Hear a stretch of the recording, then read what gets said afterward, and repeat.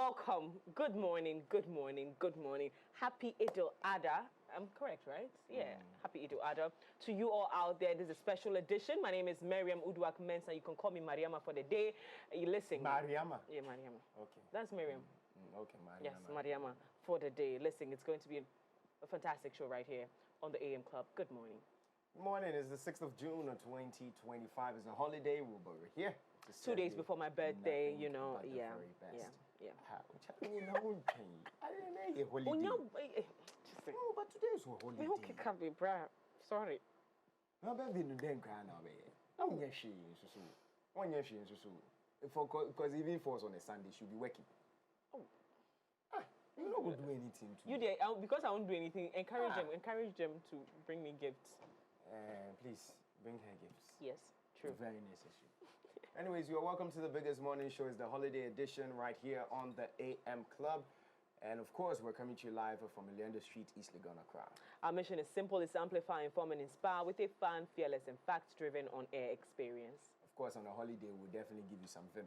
Yes. So it's daily dose of vim, and of course, get ready for everything that we have for you on the stretch of a holiday right here on the show. It's going to be amazing. Absolutely. And of course, because we are celebrating Eid-al-Adha today, this holiday marks a culmination of Hajj, the annual pilgrimage to Mecca, and is celebrated on the 10th day of Zal Hijjah.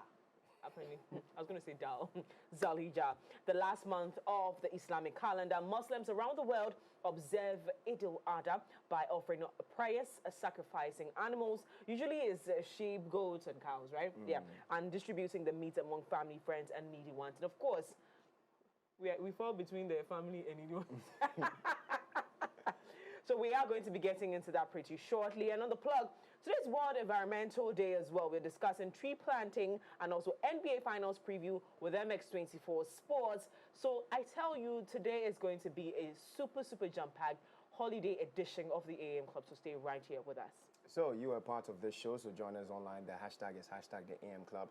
Our handles are at MX24GH on every single platform. And don't forget to subscribe to our YouTube channel, which is MX24GH. Visit the MX24 app. Go to your Google Play Store, your App Store right now, and catch up with all the fun and excitement of the AM Club show. Absolutely. You can also reach us via WhatsApp number, that's 055 033 1511, 055 033 1511. Send in your comments and reactions to everything we cover here on the show. Today is one of those shows that you get to learn, and so please stay right here with us as we learn and grow together on the show. Yes. So, of course, it's time for DDOV. Let's get into it. Well, you're welcome back from that break. Indeed, we are dreamers. We're excited about our dreams, and we're going to pursue them regardless. Okay, yes, let's keep same energy. It's holiday, but keep the same energy. Well, we're going to get into what is trending around the world, which is big conversations coming up. Augustine will be joining us to do that, and then we'll get into our stories and whatnot. But before we do that, let's talk about something we all want, and that is success. Everybody wants it. Everybody dreams of it. We all aspire to succeed and make a mark in life. We push ourselves to excel, enduring challenges along the way just to be successful. Charlie, when work gets tough, and I bet it will, you need that extra boost to keep pushing forward. And on those days where you need somebody to be there for you, Cowboy Coffee will be by your side. It's a rich creamy 3-in-1 blend with a great taste and aroma that would kickstart your day. So whether you're working or just creating beautiful memories with friends and loved ones, Cowboy Coffee will be there with you every single moment. So no matter where you're at, as you chase after those goals, keep Cowboy Coffee close to staying motivated and going. Remember, Cowboy Coffee is with you every single moment. Now, Augustine Kobe is saying, aka Tunde Ednot. For today, yeah. For today. Yeah. Tunde, you really look like Tunde. What does the Tunde look like? You look like Ibrahim Jr. and Tunde Syria. Hey, what a combination. How are you doing? I'm good. I mean, it's a holiday. It's a day we don't get to enjoy fully, but we enjoy small because we're at work. We enjoy small. We are waiting for Rookie to call us. That shied. She has to call us and bring us the meat, the goats. Rookie, Me, I just want Hausa rice. I want Hausa rice. Yeah. Camel. Do we have camels in Ghana? We have camels in Ghana? And they survive? Yeah, camel. Wow. And they survived. That's a big question. Yes. Oh, but we even have horses in Ghana that. Oh, no, but I mean, what do you Ghana is friendly to horses. I'm saying that because mostly camels survive on like in hot climates, like the desert areas. And all the heat you are enjoying in this country is not enough for a camel. It's not compared to what is on the desert. They face. It's like 1%. True. Yeah, so I'll be shocked to see the camels rich in men. Ghana. Okay. Was the Al-Hajis. Oh. And the Hajiyas. Okay. Let's get into what you have so for us for today, the since it's a holiday edition, we are bringing like a special news review. Oh. Not the regular news stories we get to go through. Today we are looking at the week. This week has been quite topical. From Yoko to OSP to Wuntumi to the minority to D-Levy. Yes. To Ken Oforiatta, yes, OSP and Ken Oforiatta. There's been so much to talk about this week, and we are bringing that conversation because we want to better appreciate whatever has happened this week. And the fact that we are all at home today gives us the time and the luxury to listen to, the political experts who would be engaging this morning as to what exactly has been happening this week so that we can better appreciate it and make our own decisions as citizens. Because at times, if you pick the social media conversations and then you ride on the back of social media conversations, you may not really understand what is happening. But let's try, especially with the D-Levy. So let's first of all start off with that.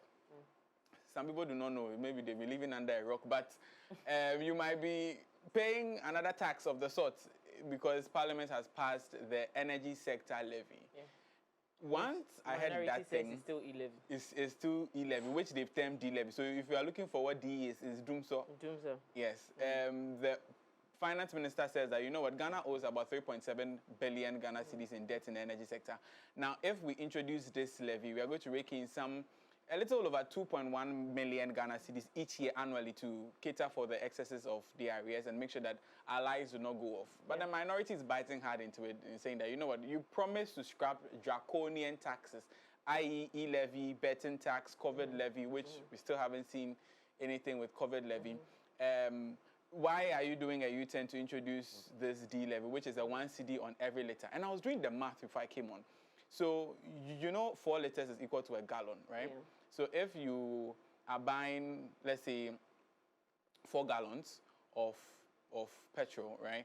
That's like 1 cedi on. Yes, 1 cedi on. So 4 cedis per gallon. Yeah. So that's like 4 times 4 is the total amount of levy you'll be paying on that gallon times the actual amount of the gallon. You get it? So 4 times. Wait. So 4 cedis, that's the total levy. So if you're buying 4 gallons, yes. 4 cedis times 4 gallons. So that's like 16 cedis of the tax. Yes, that you're paying. Now you're now going to calculate the actual price of 1 liter of fuel. Let's say it's like 13 cedis, so 13 times 4. So once you do that math, you're going to add that to the tax, and then you get your new price of the gallon. You get it? Yeah, bre. My brain is tired. I can't process that. So you will roughly be paying around 60 cedis-ish if you had to buy like 4 gallons. Yeah. That's crazy. It is. It is. But the question I asked is, did we not see it coming? Because it was in the budget. Probably we didn't. We thought that ESLA had the same levies under ESLA, but it was under ESLA. Let me tell you something, okay? And this is why I love this show, because we don't just leave conversations hanging. Right. Yesterday I told you that we are not being citizens. We are too partisan to be citizens of this country. Right. We're too partisan. We're not focusing on what is important. We're not listening, and we're not paying attention to things. So here we are, assuming things have been just introduced to us. What documents are there to prove that this has always been here? And even if they didn't do this whole launch and do all this noise about it, we'll still be paying this money. Right. Even for them, right? Communication-wise, they have, kicked themselves in the face. They could have easily, and I'm speaking as a politician now. Right. They could have easily just let this thing slide and made us pay without all this launch. That's my problem. E-levy had a whole party, so they wanted to introduce that to prove. And you see, this is where My problem is with this government, where they want to prove that they're fixing something. You could have totally left us all the anxiety. You want to solve an issue, just fix it. Nobody really honestly cares about how you want to do it. Just do it right, as long as nobody dies, right? And go through the right processes. That's what we're asking. You find a problem, you want to find a solution to it, go for it. This whole announcement, announcing. But would we not have noticed?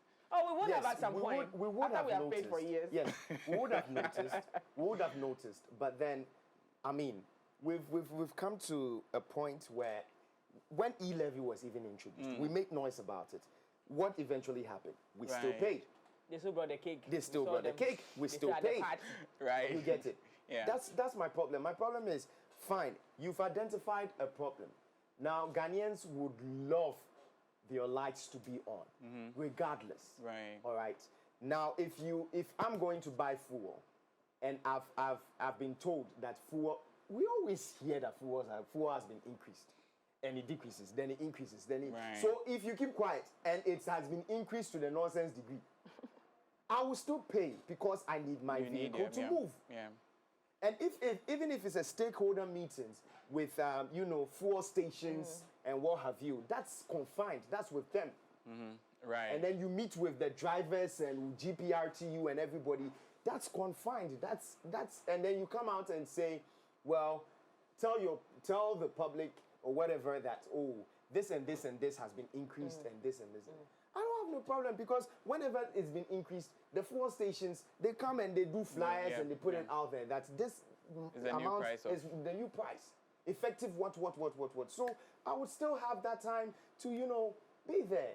I just don't understand why it would get into making it look already. I don't want to hear e-levy. Then you come in and you're making me hear D-levy. And this. I mean, why? And you know the funny thing? D comes before E, but E came before D.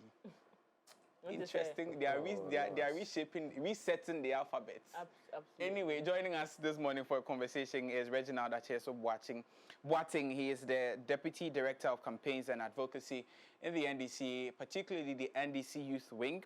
And also joining us via Zoom is Nikomi, MPP Communications Team member. Good morning, gentlemen. Thank you so much for joining us on this special Eid edition of the MX24 News. I know normally you will join us in studio on a Monday morning for the news review, but today is kind of like coming in a little early. This week has been topical. I don't know if you can hear me, but this week has been topical, from issues ranging from the OSP between Wuntumi and Iyoko, the OSP and Kenoforiata. There's that of OSP Iyoko and Cecilia Benadapa. There's that of Ablekuma North as well.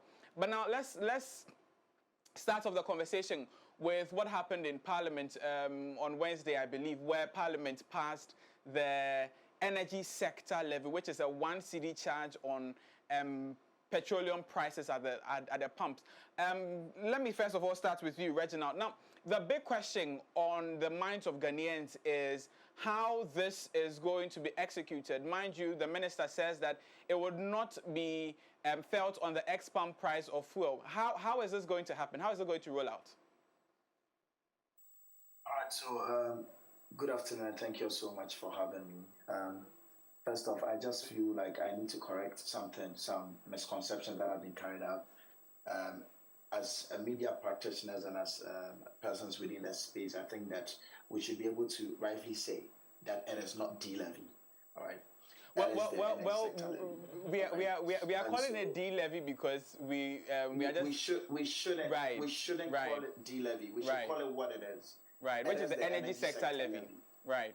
It is the energy sector levy because what the government of the day has realized is that the energy sector is suffering.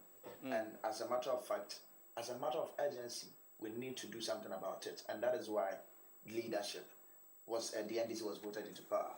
When the NDC came into power, what we realized is that we have a deficit of about 3.7 billion.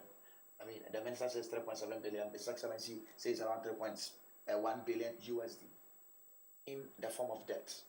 About 2 weeks ago, we had our power producers and distributors, some of them saying that they were going to stop operations because Car Power, for instance, says we owe them 3 million USD And all of these things are some of the challenges that confronts the energy sector. And like we all rightfully know, the energy sector is one of the driving sectors of the economy. And so for that matter, we need to take decisions swiftly to be able to salvage the situation. Right. Now, so taking cue from all of these, what the Minister of the Day and the Finance Minister is suggesting and the government is saying is that because of all of these deficits that we face, we need to be able to take decisions now. And one of the decisions that we are taking now is that Ghanaians should also bear a part of the sacrifice. And this is not a government that is not sensitive to the plight of Ghanaians. This is a government that have caused the price of fuel to reduce from 17 to at least 11 today on the pumps. And so what they are saying is because of the gains we've made through the appreciation of the cedi for the fuel prices to go down, we are going to add this bit of the tax, that is the 1 cedi tax, on the pump prices. So already I think it was around 0.95 for petroleum products. It is now going to be 1.95. And this is to be able to rake in about 5.7 billion Ghana cedis annually so that we can help salvage this situation. That is all what the government is saying. And so let's not call it the D-levy and feed into the narrative. This is not the same as the E-levy. This is a different tax that is going to be paid for a particular purpose. And as soon as that purpose is achieved, then we move on to something. And like His Excellency said, this is a very difficult decision that needs to be taken, but it is very justifiable, and that is why he was voted into power. And that is what Ghanaians want to see. Ghanaians want to see a president that is ready to meet the situations heads on and then solve it. And that is what he is doing. He and his team is saying that, listen, leadership is about getting people to do what they ordinarily don't want to do to achieve what they really want to achieve. And that is solving the problem. I don't know if you get what I mean. Right, I do. But you spoke about the fact that you, let me just say this. So in the build-up to the 2024 general elections, your party, that's the NDC, campaigned on the ticket of repealing draconian taxes, what your party termed as nuisance taxes on the Ghanaian people, i.e. COVID levy, betting tax, the emissions levy, and the E-levy, which you, in your description, should not be likened to the energy sector levy. Now, why would you introduce a 1 cedi charge on the Ghanaian people? Would that not be more or less like a burden to the Ghanaian people, since your party campaigned on reducing taxes? No, like I rightfully explained, how is this going to be a burden? When the prices of fuel have been reduced drastically, it has been reduced by more than 6 cedis. So right. It has been reduced from 17 to 11. And then what we are saying is because of the gains we've made, we want to give this markup margin just so that we can get these 5.7 billion Ghana cedis to be able to salvage the situation that we find ourselves in. Again, even the anticipation is that the next window for the pricing, the petroleum pricing is going to fall because of the appreciation of the cedi. And so this is not going to burden any Ghanaian. This is not going to cause trotro fares to increase. This is not going to trotro fares. But Reginald, you would also bear with me that in this country, anytime the fuel prices go up, even by a peswa, we see drivers increasing transport fares. We see market women and other traders also increasing their prices, mainly because they bring their goods to the market through the transport means. And if you are saying prices would not go up, I mean, help us understand. I agree. The current cost of trotro fares or cost of transportation came as a result of the fuel prices reducing from wherever it was to around 12.56. That was when we have the new pricing stipulated by GPRTU. Now the price has even reduced further to about 11 points. It depends on the particular destination station. Yeah. Other places are even selling for 10.99. I bought 10.99 from Goodness, I think yesterday, and other spaces are selling 11.03, 11.29, 11. So even if it increases to 12.29. It is still within the range that GPRTU sets their base price and for this new window, the reduction that we got. And so it is not going to affect anything. It is not going to cause prices to increase. I do not see like that at all. And what I'm saying is that the anticipation is that because of the gains the cedi has made against the dollar, the next pricing window, we are still going to be seeing a reduction in the price of fuel. And once we get that reduction, the markup comes, and it's still going to move around 11, 12 thereabout. And so it shouldn't affect the consumers at all. But then what it means is that we'll be able to make at least 5.7 billion to salvage the energy crisis that we are facing today. Right, but it is, yeah. No, make a submission, please. It is a problem that we inherited, and we do not want to talk about it every time. And the last time that I was in your studios, I said that the NDC, as a party that has committed consistently, that they face responsibility and accept responsibility. And so you realize that a committee has even been established to see into the commissioning and the implementation of the second gas pipeline. Yeah. You know, the Atrabo gas processing plant was built by the NDC, and we are thinking of building a second one to be able to help salvage the energy crisis that we face in this country. And so until that is achieved, we need to be able to pay off these debts, the debts that has been accrued by the SWAL government. And that is why these necessary steps needs to be taken. And so my appeal is to entire Ghanaians. This is a party that is committed to ensuring that our problems are solved, to ensuring that we experience good governance, and that is what we've experienced for the past 5 months. Let's rally behind His Excellency John Dramani Mahama, and let's ensure that we support him in achieving the Ghana we want and resetting this country. And when you want to reset something, there are some bitter pills you need to take, and they're just one of them. Right. Now, Reginald, I'll come back to you, particularly on asking how we got here, because we know that towards the end of the XYR government, that's the government led by His Excellency former President Nana Addo Dankwa Akufo-Addo, the energy sector debt was at 2.5 million. However, as at March 2025, according to the Finance Minister, Kaseo Atto-Forson, he says that the debt had somehow ballooned to some $3.7 million, I believe. But I'll come back to you on that for your take on that submission on how we got here. But let me bring in Komi on this, Komi on this conversation. Ni, from the camp of the New Patriotic Party, are you surprised at the decision taken by the government in terms of introducing a new tax, that is the energy sector levy on the Ghanaian people? Thank you very much for having me on the show this afternoon. The NPP, we were not surprised. We were not surprised at all, because you see, when the Finance Minister, Kaseo Atto-Forson, appeared before the Appointments Committee of Parliament, he was asked specific questions. How do you intend, or how are you going to manage the expenditure component of this country? And he was clearly stated that he is going to, reduce taxes and other means. So further question was posed to him: how are you going to bridge the gap between the revenue mobilization and that of the expenditure? He said they are going to cut down expenditure, but clearly the NDC is doing the otherwise. Right. He told them, look, you cannot just reduce revenue by abolishing taxes, e-levy, COVID, and other, sources of revenue mobilization to this government, and just reduce expenditure and you are good to go. You can't just do that. You can only, manage the situation by taking e-levy and other means of taxes out and then introducing new taxes in. But they disagreed with us. Today, what is happening? We slept and woke up, and then there is another doomsday levy being introduced by this government. And I don't know the reason why my brother is having problem with you, naming the doomsday levy, D-levy.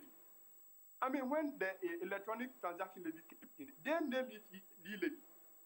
Or why do they hold a different view or different position to that now? If it was electronic levy, that's why it's e-levy. Electronic. Right. Electronic. Yeah, like yes. If it was right for you to name transaction or electronic transaction levy as e-levy, then it is good to also name energy sector levy as doomsday levy. Why are you having problems? But the fact still remains that the D-levy is going to overburden the Ghanaian people.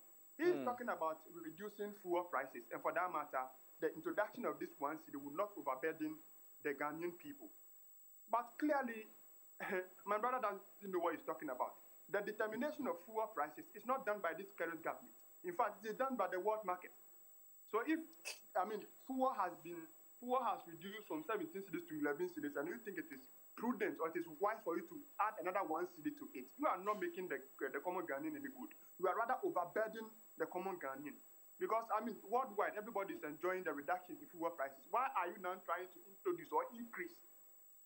But not to cut you, not to cut you, but to answer your question as to the introduction of this particular levy, we know that it is to cater for the excesses of the arrears in the energy sector. Now, you would agree with me that in 2024, when your government was leaving office, there was an arrears of 2.5 million Ghana cedis.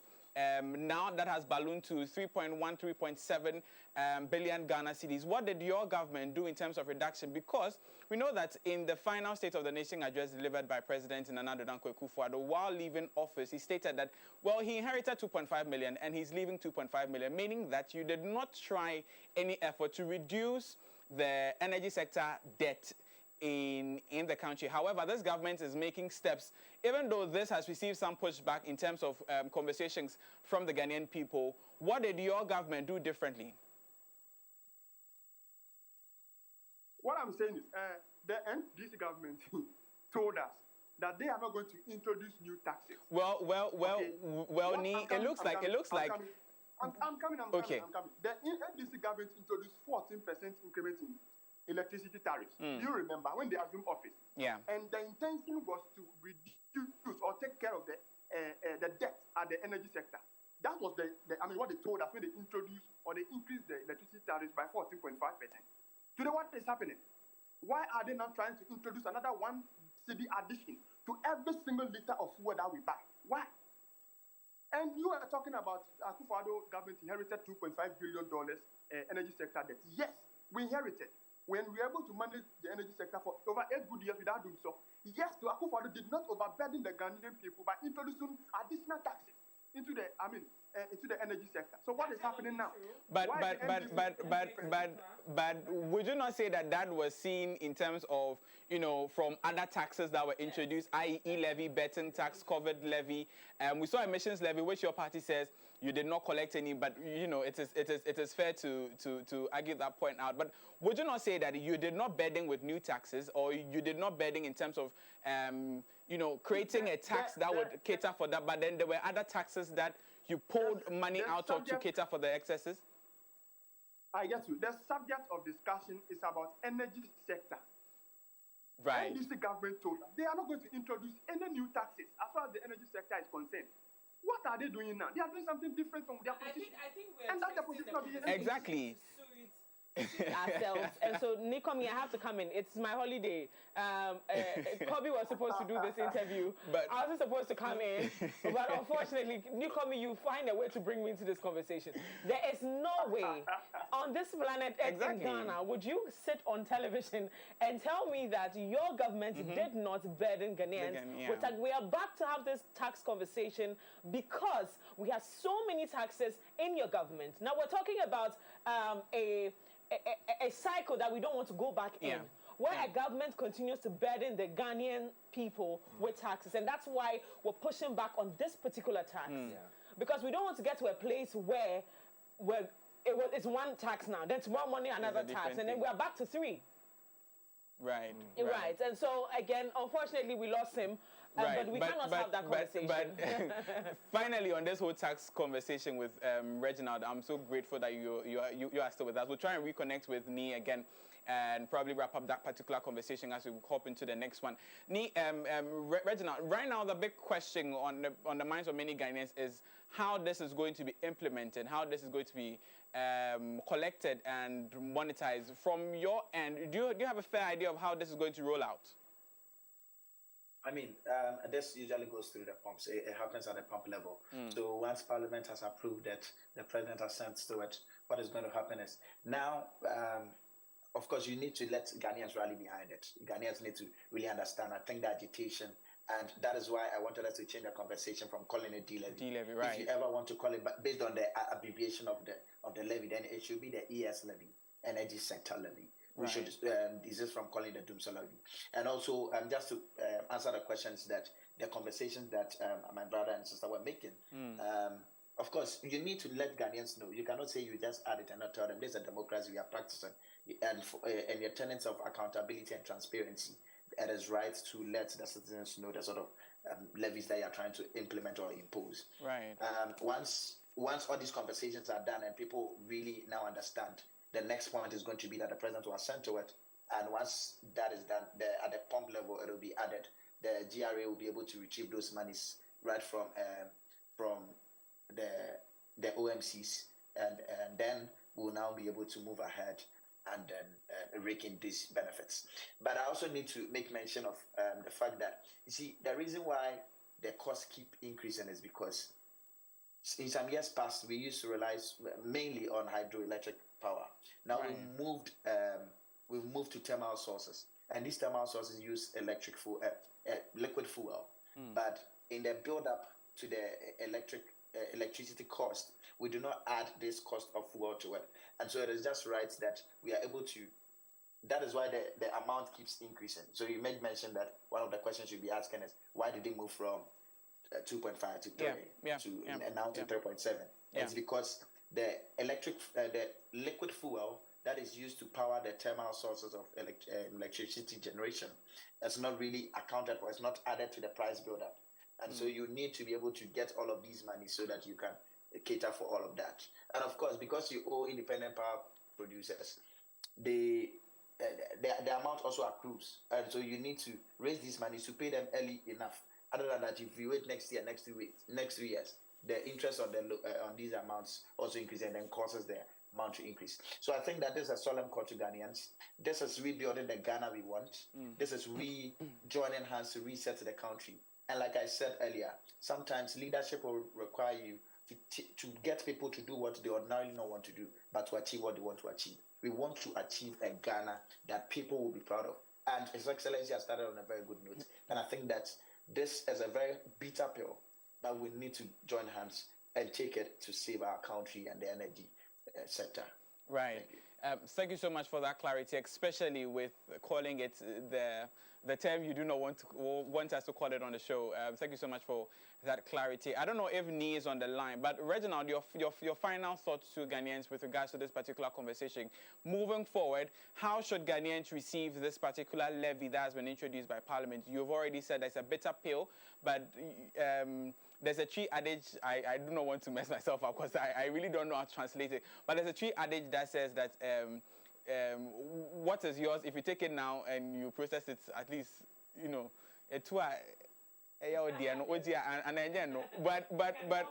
but by extension, what I'm trying to say is, moving forward, what should Ghanaians think about this particular levy? What should be the conversation moving forward? I think that pretty much there was a little bit of work that needed to be done before this conversation. But unfortunately, because there should have been a broader consultation, stakeholder consultation being held. In fact, with those within the space to be able to ascertain all of these things. But unfortunately, this broader consultation was not done. But I also feel like it is not too late. And so just as we've started this conversation, I really applaud us for having this conversation this afternoon. Ghanaians listening to us will now be able to draw some meanings into some of the conversation that we are having, and then be able to appreciate why we need to sacrifice this one cedi per liter on fuel. And this, in the long run, is going to help us as Ghanaians. And so this broader stakeholder consultation, although it has not been... Sorry, I think I lost right. This broader stakeholder conversation, although it has not been had, I think that it is right that we have it just so that Ghanaians in general, in the villages, in the remote areas, in other spaces, will be able to understand and appreciate why this tax is necessary. Right. You know what I mean? Right. Yeah.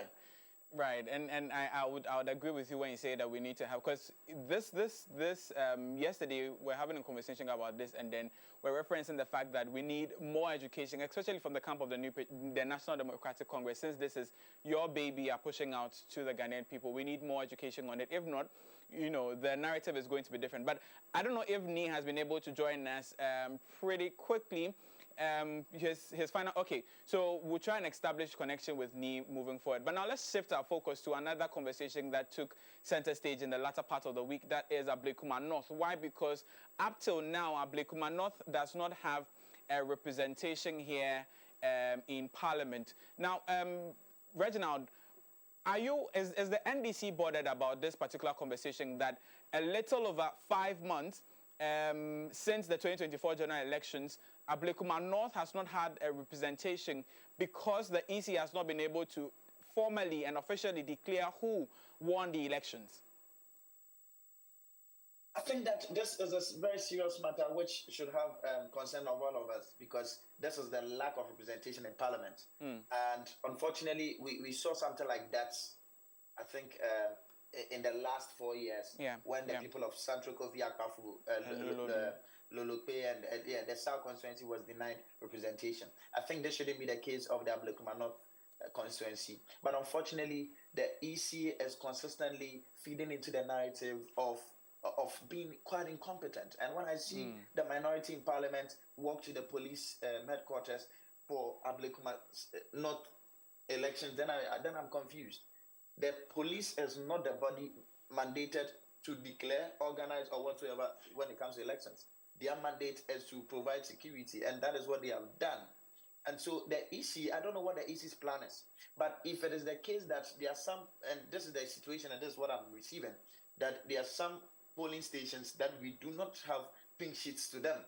And based on the NDC's computations, and I mean, we had one of the robust election collation mechanisms put in place ever since the Fourth Republic, and I was part of it, so I can tell you on authority.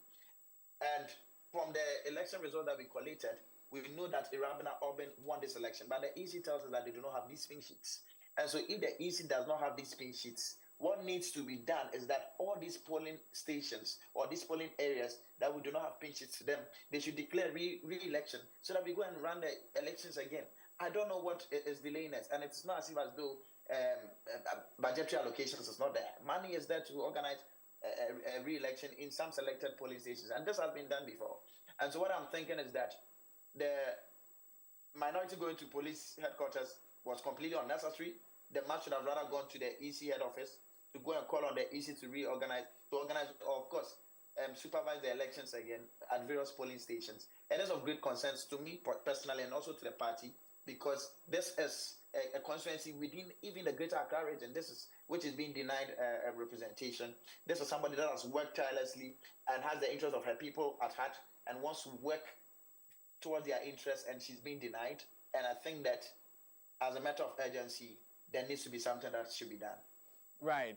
Now, as a matter of urgency, there needs to be something that must be done. These are words coming in from Reginald. But Reginald, in like 1 minute, what is the NDC seeking for from the EC? Particularly, do you want a rerun of the elections? Because we know that if Irabina Orban should be declared, according to you, if your pink sheets and everything show that she is the rightful person to be the NP who won the elections, we know there's going to be a pushback from the NPP. What is the NDC seeking from the EC moving forward? The first thing is that if the EC is saying that they do not have the pink sheets available, we are saying we have them because we collected copies. We can provide those copies to the EC. If the EC is not satisfied with that, what we are calling is that let there be a fair playground. Of course, we run this election within these affected polling stations, and then we see who will win the elections at the end of the day. And it's the people's choice. Just ensure you conduct elections, and the people come and elect who they think should be the rightful representation of them in Parliament. It's as easy as that. I don't know why we've delayed for 5 months. I can't answer that for the EC. Right. Well, we hope to see what happens in coming days. But Reginald, thank you so much. Reginald Achieso Boateng is the Deputy Director of Campaigns and Advocacy at the NDC Youth Wing. We're also joined by Ni Komi, is a member of the NPP Communications team. Guys, thank you so much for your time this morning for this interesting conversation where we've dissected a couple of issues that have taken center stage this week, particularly Ablekuma North, where we've seen the standoff between Irabina Orban and Nana Efriye of the New Patriotic Party, Irabina Orban of the NDC, where we still have not seen some finality to what exactly is happening. And why are we talking about Ablekuma North? That is because on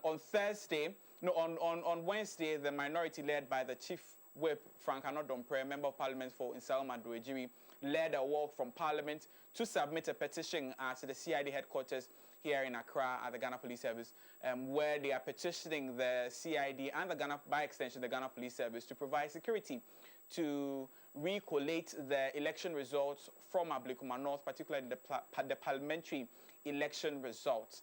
Then we also had a conversation about the introduced energy sector levy, which moving forward, we are urging you not to call the D levy, you know.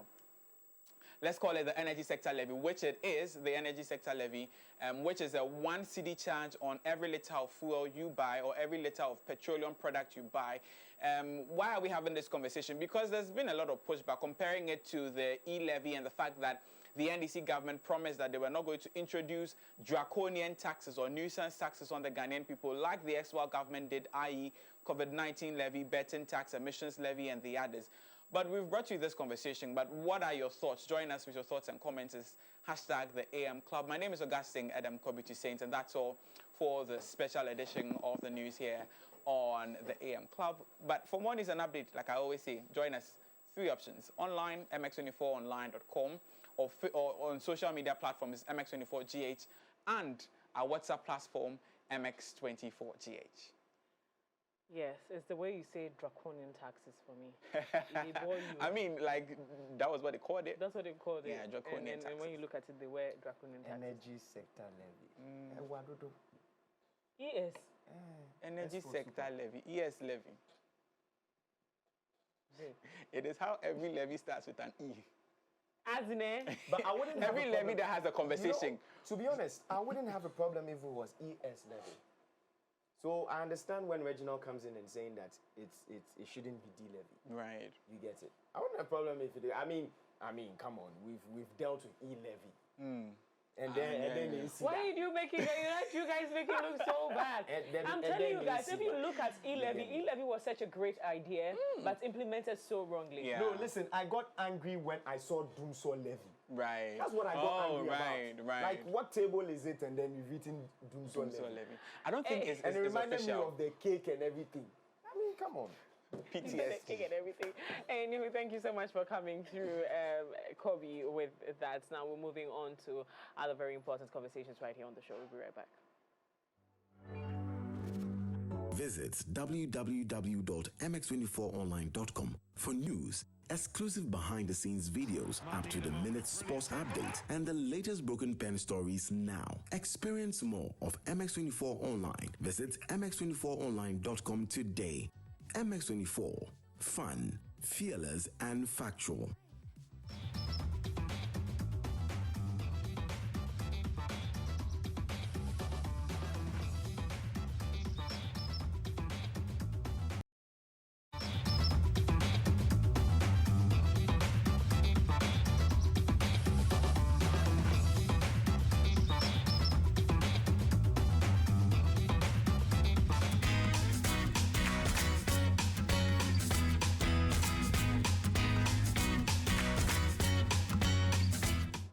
Happy Eid going out to all our Muslim friends out there, and also happy holidays to the non-Muslims. Good morning and welcome to Sports on the AM Club. Sports on the AM Club is brought to you kind of sketchy Betway. Betway making it possible for you to now be the biggest bet influencer the world has ever seen. How do you partake in this? Quite simple. Just log on to www.betway.com.gh. Stake your bet and share your booking code with the entire world, and anyone who uses your booking code, you get to earn 4% of whatever they wager. So log on, as it's exclusive only on the platform betway.com.gh.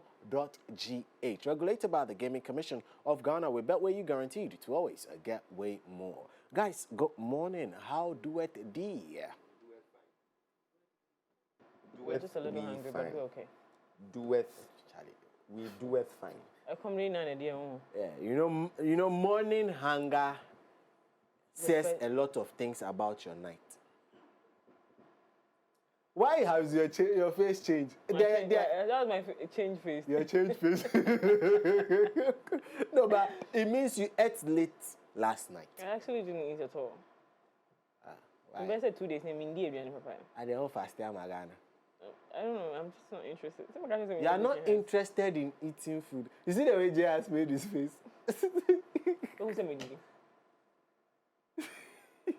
Please Please, let's go to the sports. No, but I have some news for you. Your team. Talk to me. Your team. Which one do I call your team? Paris Saint-Germain is your team now. Paris Saint-Germain is my team now. She's not Paris Saint-Germain, she's Barca. Okay, the PSG is my son's team. So which is your team? Barca. You are making him force Barca on you. No, she's Barca. She's Barca. She's Barca. Barca, everybody knows that I'm Barca. Okay, bye. Charlie, or you are Manchester United? Never. Me and Kasa me life nya adia obia pe me pe. No, Manchester United will be every girl I know is a Manchester United fan. For what? No, because of those days, Cristiano Ronaldo, fanboy Ronaldo. But Sisiano, fanboy Ronaldo went with all the victories. Sisiano, Adani, bloody, red, L,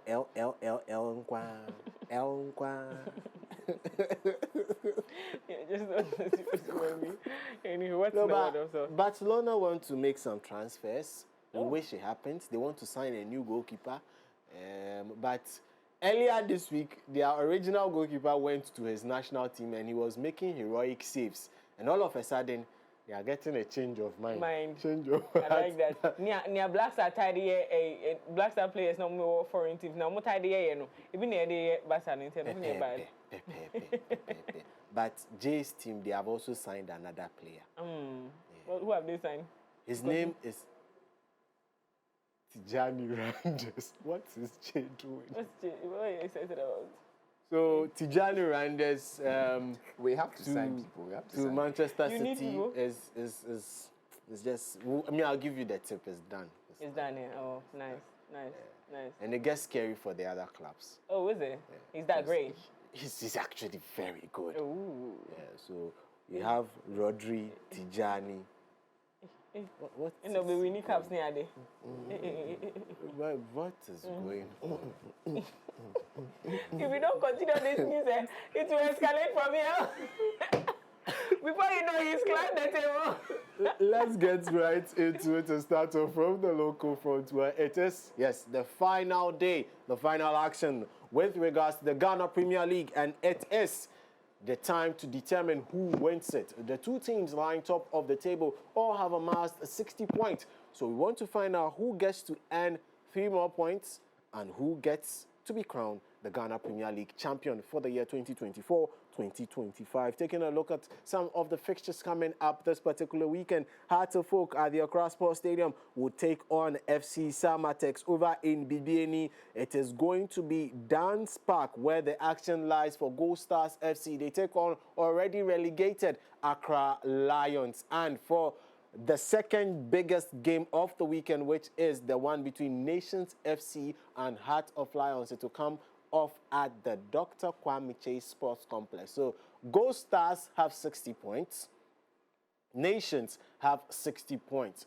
But Nations FC have a better goal difference, so they are top of the table. But we'll see what happens at the end of the games that would happen on Sunday at 3 p.m. Already we know 3 teams have been relegated, and we know the 3 teams that will be making it through to the GPL from the Division 1. Better luck next time to Accra Lions, yes, and also to Legon Cities and Nswatreman. They have all been relegated from the Ghana Premier League.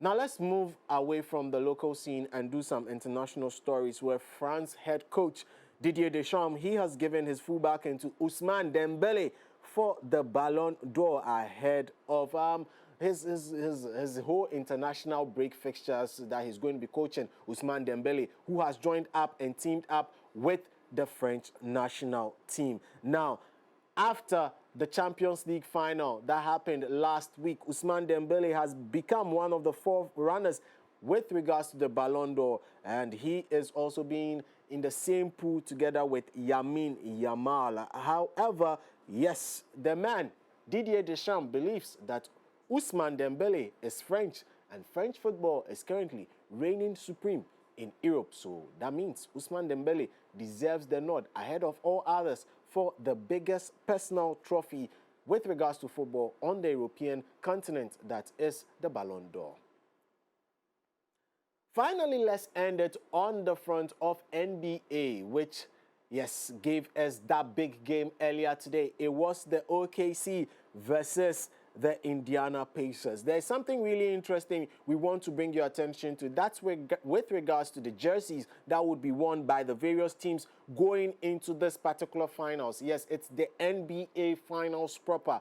And it is game one, happened over the wee hours of today. But for the teams, they are going to be wearing special edition shirts for game 1 to 4. And the Indiana Pacers, they will be in the statement edition jersey from game 1 to game 4. That is the jersey you saw the Indiana Pacers play in earlier today. They are going to wear that same jersey from game 1, yes, to game 4. But for the OKC, they wore the association jersey. Yes, the association edition jersey in game 1. And for game 2, 3, and 4, they would wear the Icon edition jersey. So yes, so the Icon edition jersey is the blue one, and the other one, the association jersey, is the one currently on your screens. Yes, so get prepped. It's going to be a long journey with regards to the NBA Finals. We possibly could go up to Game 7, but we'll see what happens. Much later today, we get to have a chat specifically about breaking down the NBA Finals and more. Stick and stay, and that's where we draw the curtains down for today on the AM Club with regards to sports. My name is Sedinam Edmond, and we're held down by Betway. Betway always bringing you way more chances to win, and this time it's all about being a bet influencer. Yes, the season might have ended, but we still got action. Yes, so just place your bet, share your booking code, let boys feast from your booking code, and earn 4% anytime anyone books or stakes using your booking code. The more people who stake using your booking code, the more cash you make. It's exclusive only to betway.com.gh. Barika the seller to you out there, but remember that this is regulated by the Gaming Commission of Ghana. With Betway, you guaranteed to get way more. I'm going to eat a lot of meat this morning. Who is giving you that meat? Oh, Honorable Shaibu has invited me. His birthday was earlier this week, so he has invited me to come and eat meat. Meat. Yeah. Good job. Yeah. A lot of them. You know that the front seat of your car is not occupied. I don't know that you are married. So, as a sister, I will keep showing up in that. He's still not. He doesn't have a girlfriend. So, as your sister, I will keep occupying the position until. Hello. Talk. So, we are going. Yes. No problem. And at the end of the day, you know. I'll be your boots too, is empty. Oh, why would you sit in the boots? Why would you sit in the boots? Where? Well, catch up with all the fun, the breaking news stories, sports and business insights on mx24online.com. Now it's time for us to get into entertainment. I was going to say sports. You still want to do sports? No one can say, oh, yes, sports. No, sports be now. Yes, sports be Yeah, gymnastics. Gym, you can't go. Gym. Na gymnastics. Gym. You can gymnastics and gym. Yes. Yeah. Or she plays table tennis. I don't play tennis. She doesn't play tennis. She plays golf. I'm intending to play tennis. I think tennis is becoming, beginning to look attractive. No, you play golf. Stick to golf. Thank you, baby. All right, let's get into entertainment right after this.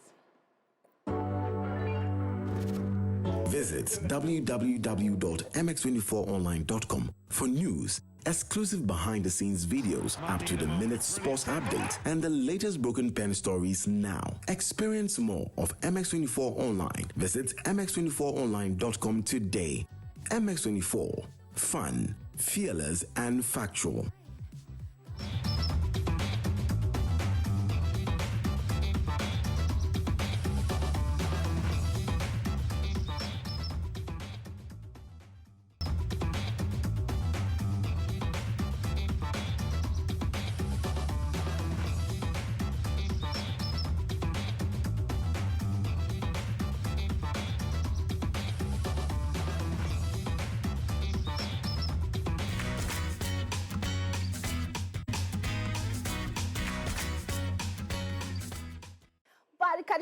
Everybody, good morning. You're welcome to entertainment news segment right here on the AM Club Coffee Daily. Now, my name is Daphne Flashley, and as usual, today is entertainment, right? So what we're going to do is we're going to give you some Muslim brothers and sisters that are making it big in the music scene. And for those of you who don't know some Muslim people, you're definitely going to know. Good morning. Good morning, Daphne. How you doing? I'm very well, thank you. Good morning. Good morning. Good morning, Haji Amimi Atu and Alaji JKD Atu. It's not me that I said it to. She said it. Daphne Atu. Nah, that. Because Tunde was Tunde Atu. What do you call it? Coffee was Tunde. Everybody is Atu today. But yeah, Atu today. Anywho. Well, let's quickly get into it. Absolutely, wasn't the world of entertainment. I hear you're doing something special. Muslim artists are making waves in the music industry, blending faith and creativity to produce captivating sounds. Now, from soulful vocals to rhythmic beats, these talented individuals are redefining the intersection of music and spirituality. Here are 4 Muslim artists who are rocking the world with their unique styles and inspiring messages here in the Ghanaian music scene. So we're going to start with I'm going to mention their Muslim names and then you repeat after me. Is that fine? Yes. Class is in session. Yes, so teacher. the first thing we have Fancy Gadam, who is Mujahid Ahmed Bello. Yes, that's Mujahid Ahmed Bello. very nice name. Very I say it cute once name. Fancy Gadam. Gadam. Well, so Mujahid Ahmed Bello, born 16th August 1988, known by his stage name Fancy Gadam, is a Ghanaian Afro-pop dancehall and reggae musician. In 2017, he won Ghana Music Awards for Best New Artist, and in 2020, he was named Best Afrobeat Entertainer at the International Reggae and Worldwide Music Awards. I love...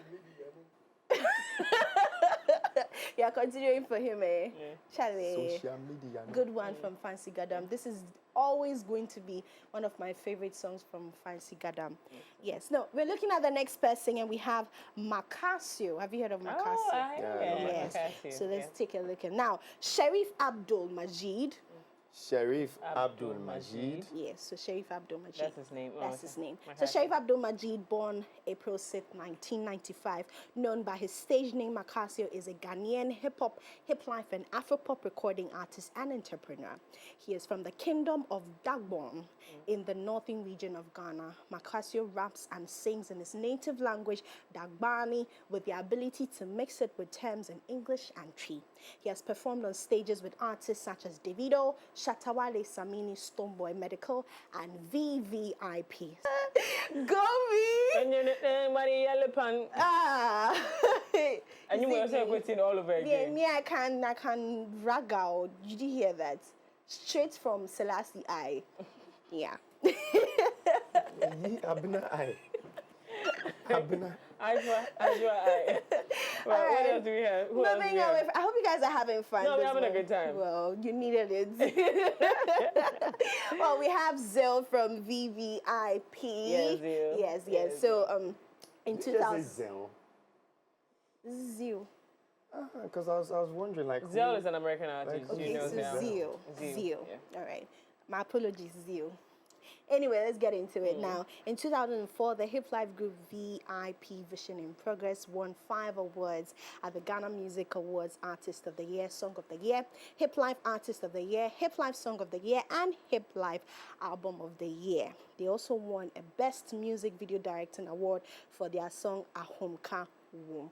Ladies and gentlemen, without much ado, I know you'd like this one. Let's take a look at Scolpta. Well, we're going straight into the grand finale. I'm sure you'll love this one, which I didn't know he was Muslim. He is. I just thought, he inherited the sheriff. He's in the inheritance from whom then? I don't know. Black sheriff. Oh, wow. Yeah. Sheriff. So, are you ready, class? Sheriff Keki. So we have Mohammed, Ismail, Sharif, Kweku, Frimpong, the traveler. I'm here. Where the Kweku? Hey.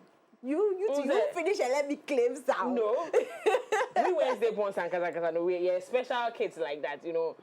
So let's get into it. Let's get into it. Now, Black Sharif was born 9th January 2002. He's professionally known as Black Sharif and formerly Blacko, and he's a Ghanaian singer, rapper, and fashion model. He initially gained popularity in 2021 with his song First Sermon, which he released in May 2021. This was followed up with Second Sermon in July 2021. His breakthrough came in March 2022 with his hit single Kweku the Traveler, which reached #1 on the Ghanaian and Nigerian Apple Music charts. Its music video has been viewed 27 million times on YouTube. He then released his debut album, The Villain I Never Was, on 5th October 2022. His sophomore album, Ironborn, was released on 3rd April 2025. So, if you're ready for this, let's do Black Sharif, Suma Obi. I don't know, I'm not a hater, but I was always like, will he ever, like, you know the way Ghanaians are, we come and hype you small, then after that we let you. No, it will not happen. I know, right? In fact, when you're Wednesday born, like, people don't get tired of you. People just hate you, but they don't just get tired of you. That's the only thing. I mean, well, guys, I hope you had an amazing time this morning on our special. We want to wish all our Muslim friends a happy, what? What are they celebrating? Eid-al-Adha. Eid-al-Adha. Happy Eid-al-Adha to all of you. Do they kill goats? They kill lots of animals now, so if you have Muslim friends, so start checking on them. Bring me my own, ladies and gentlemen, bring me my own. I hope you had an amazing time this morning. Now, over to you guys. Bye-bye. Thank you so much, Daphne, for coming through with entertainment stories. Now, in today's dynamic business environment, a robust workforce is pivotal to achieving success, and this is why we have thoughtfully designed our corporate health insurance plans to empower your employees and boost your organization's performance. Now, with Equity Health Insurance, your investment transcends ordinary insurance. It represents a commitment to the future of your company. Our health plans are individually tailored and accommodate the unique needs of your employees, offering comprehensive coverage and exceptional benefits. Our support goes beyond administrative tasks and premiums at Equity Health Insurance. We are dedicated to standing by your side throughout the entire journey. So please feel free to reach out to us on 050-1515-124 or 0539-135-073. That is 0539-135-073, so that we can further enhance the level of service we provide to you. Equity Health Insurance, we say always here for you. Well, Telecel is coming in handy. Telecel says, Charlie, send the keke. Period. Right. Dial *110#. And it's even easier when you're sending money from Telecel Cash to another Telecel Cash, whether you're paying school fees, whatever it is, utility bills, whatever it is, you're sending money to Mimi. In fact, send money to her this weekend. In 2 days. Do you have a Telecel number? No. Then they don't send. Please, I beg, send. Send from Telecel. Send from Telecel. Don't send. Yeah. Anyways, guys, well, we've got more stuff coming your way right here on the holiday edition, right here on the AM Club. All right? That's right. Visit www.mx24online.com for news, exclusive behind-the-scenes videos, up-to-the-minute sports updates, and the latest broken pen stories now. Experience more of MX24 Online. Visit mx24online.com today. MX24. Fun, fearless, and factual.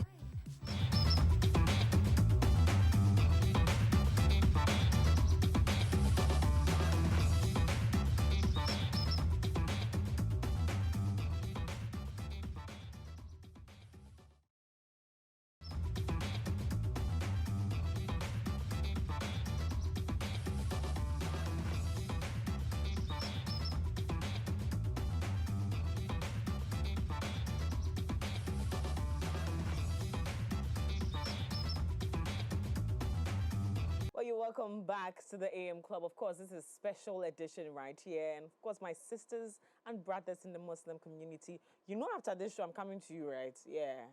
We had an agreement that the other one, we didn't give you too much pressure because I said, you know what, you're just coming out of fast, so I don't want to stress you. But this one, me and you get issue. Anyway, well, we're going to get into big conversations. Of course, you know why we're here. We're definitely going to be talking about Eid-al-Adha. If I'm pronouncing that well, I'm going to be asking my guests in the studio if I did pronounce that well. But before we get into that, let's talk about something that I think is really important to us all, and that is the Dachin Apomuden coming from Equity Health Insurance. They call this one the Equity Future Health Plan, Dachin Apomuden. Now, your health is your greatest asset, and planning for future medical needs is essential.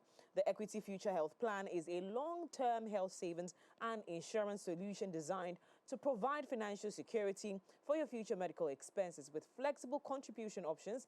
This plan ensures that you or your loved ones are covered in times of needs. Whether it's routine checkups, specialized treatments, or emergency care, you can enjoy peace of mind knowing that your healthcare is secured.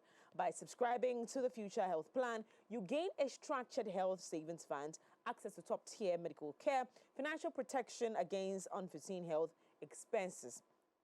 Start planning for a healthier tomorrow today. Contact us on 050-6607-910 or 050-996-901 to enroll today. Equity Health Insurance, we say always here for you. Now with Jibu Water, staying refreshed has never been easier. Jibu Water provides clean, healthy water you can trust as your go-to source of drinking and cooking.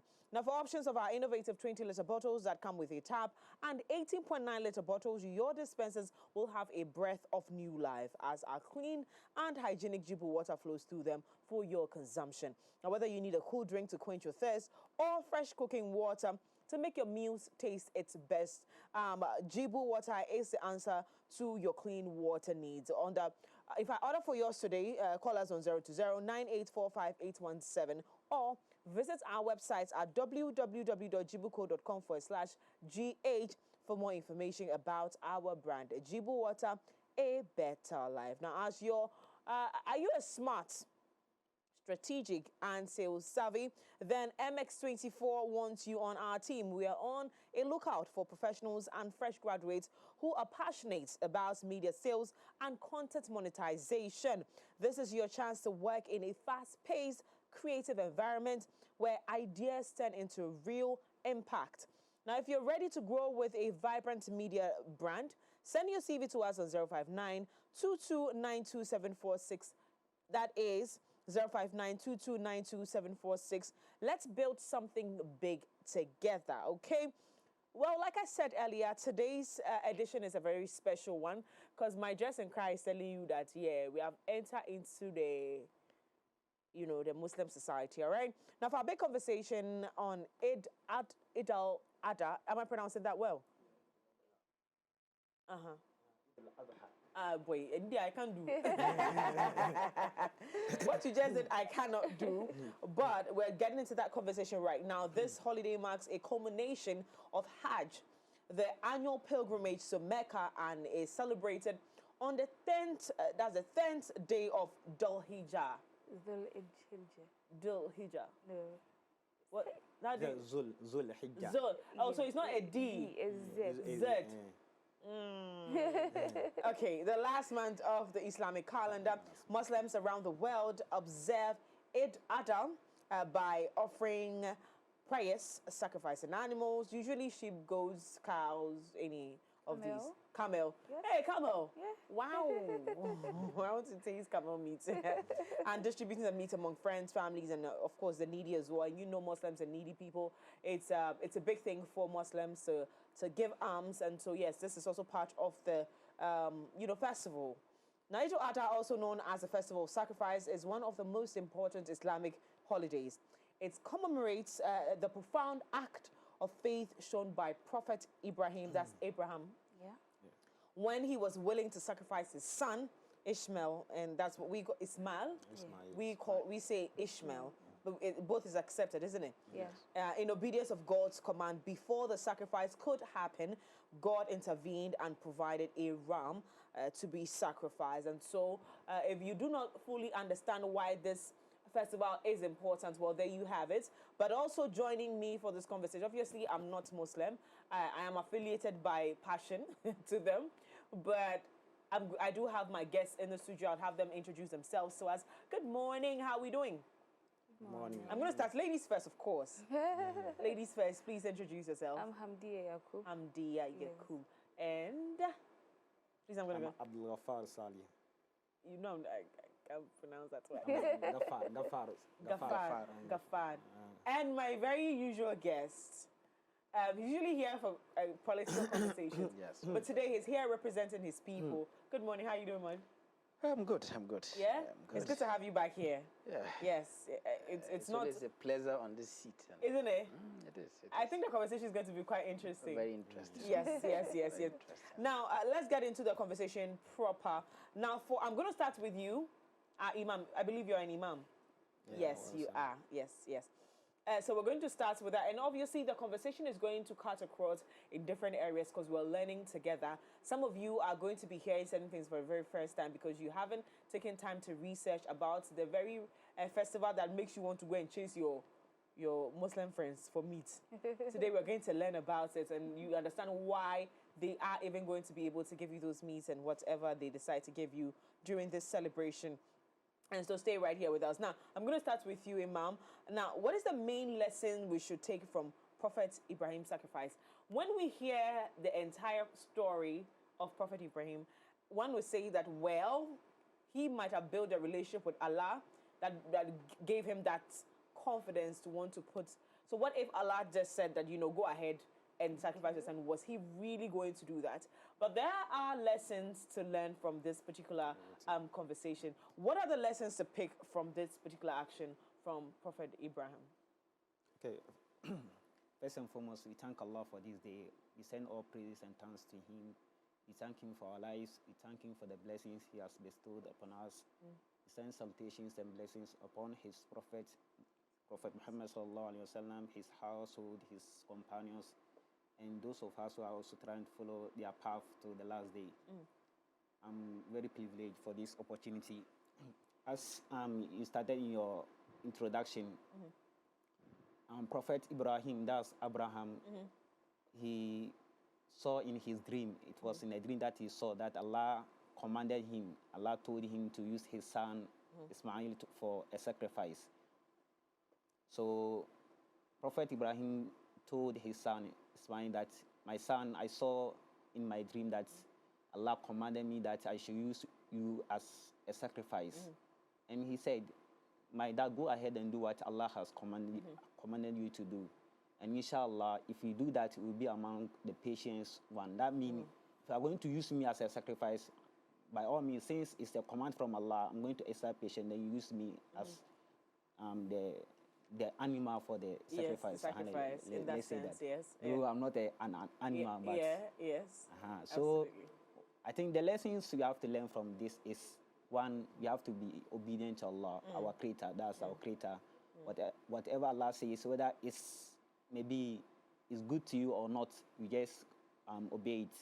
And also, we should know that as human beings, since we are in this world, Allah is going to test our faith to know whether we are indeed Muslims or we are indeed those who have faith or not.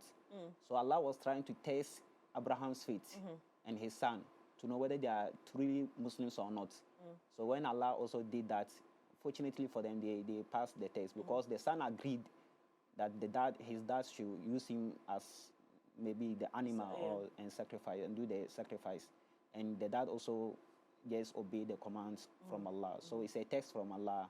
And so we should all understand, as human beings, we should understand that anytime Allah's text can come to us at any time. And when it comes, we have to exercise patience and just obey Him and go by that. I think that's the main lesson that we can learn from that. I totally agree. Yeah. I totally agree. But sometimes that's what tests our faith the most. When we are supposed to obey the very thing we said we believe in. When we are supposed to obey the commandments around the very thing we believe in. I'm going to stay with you. How does Eid-al-Adha differ from Eid-al-Fitr?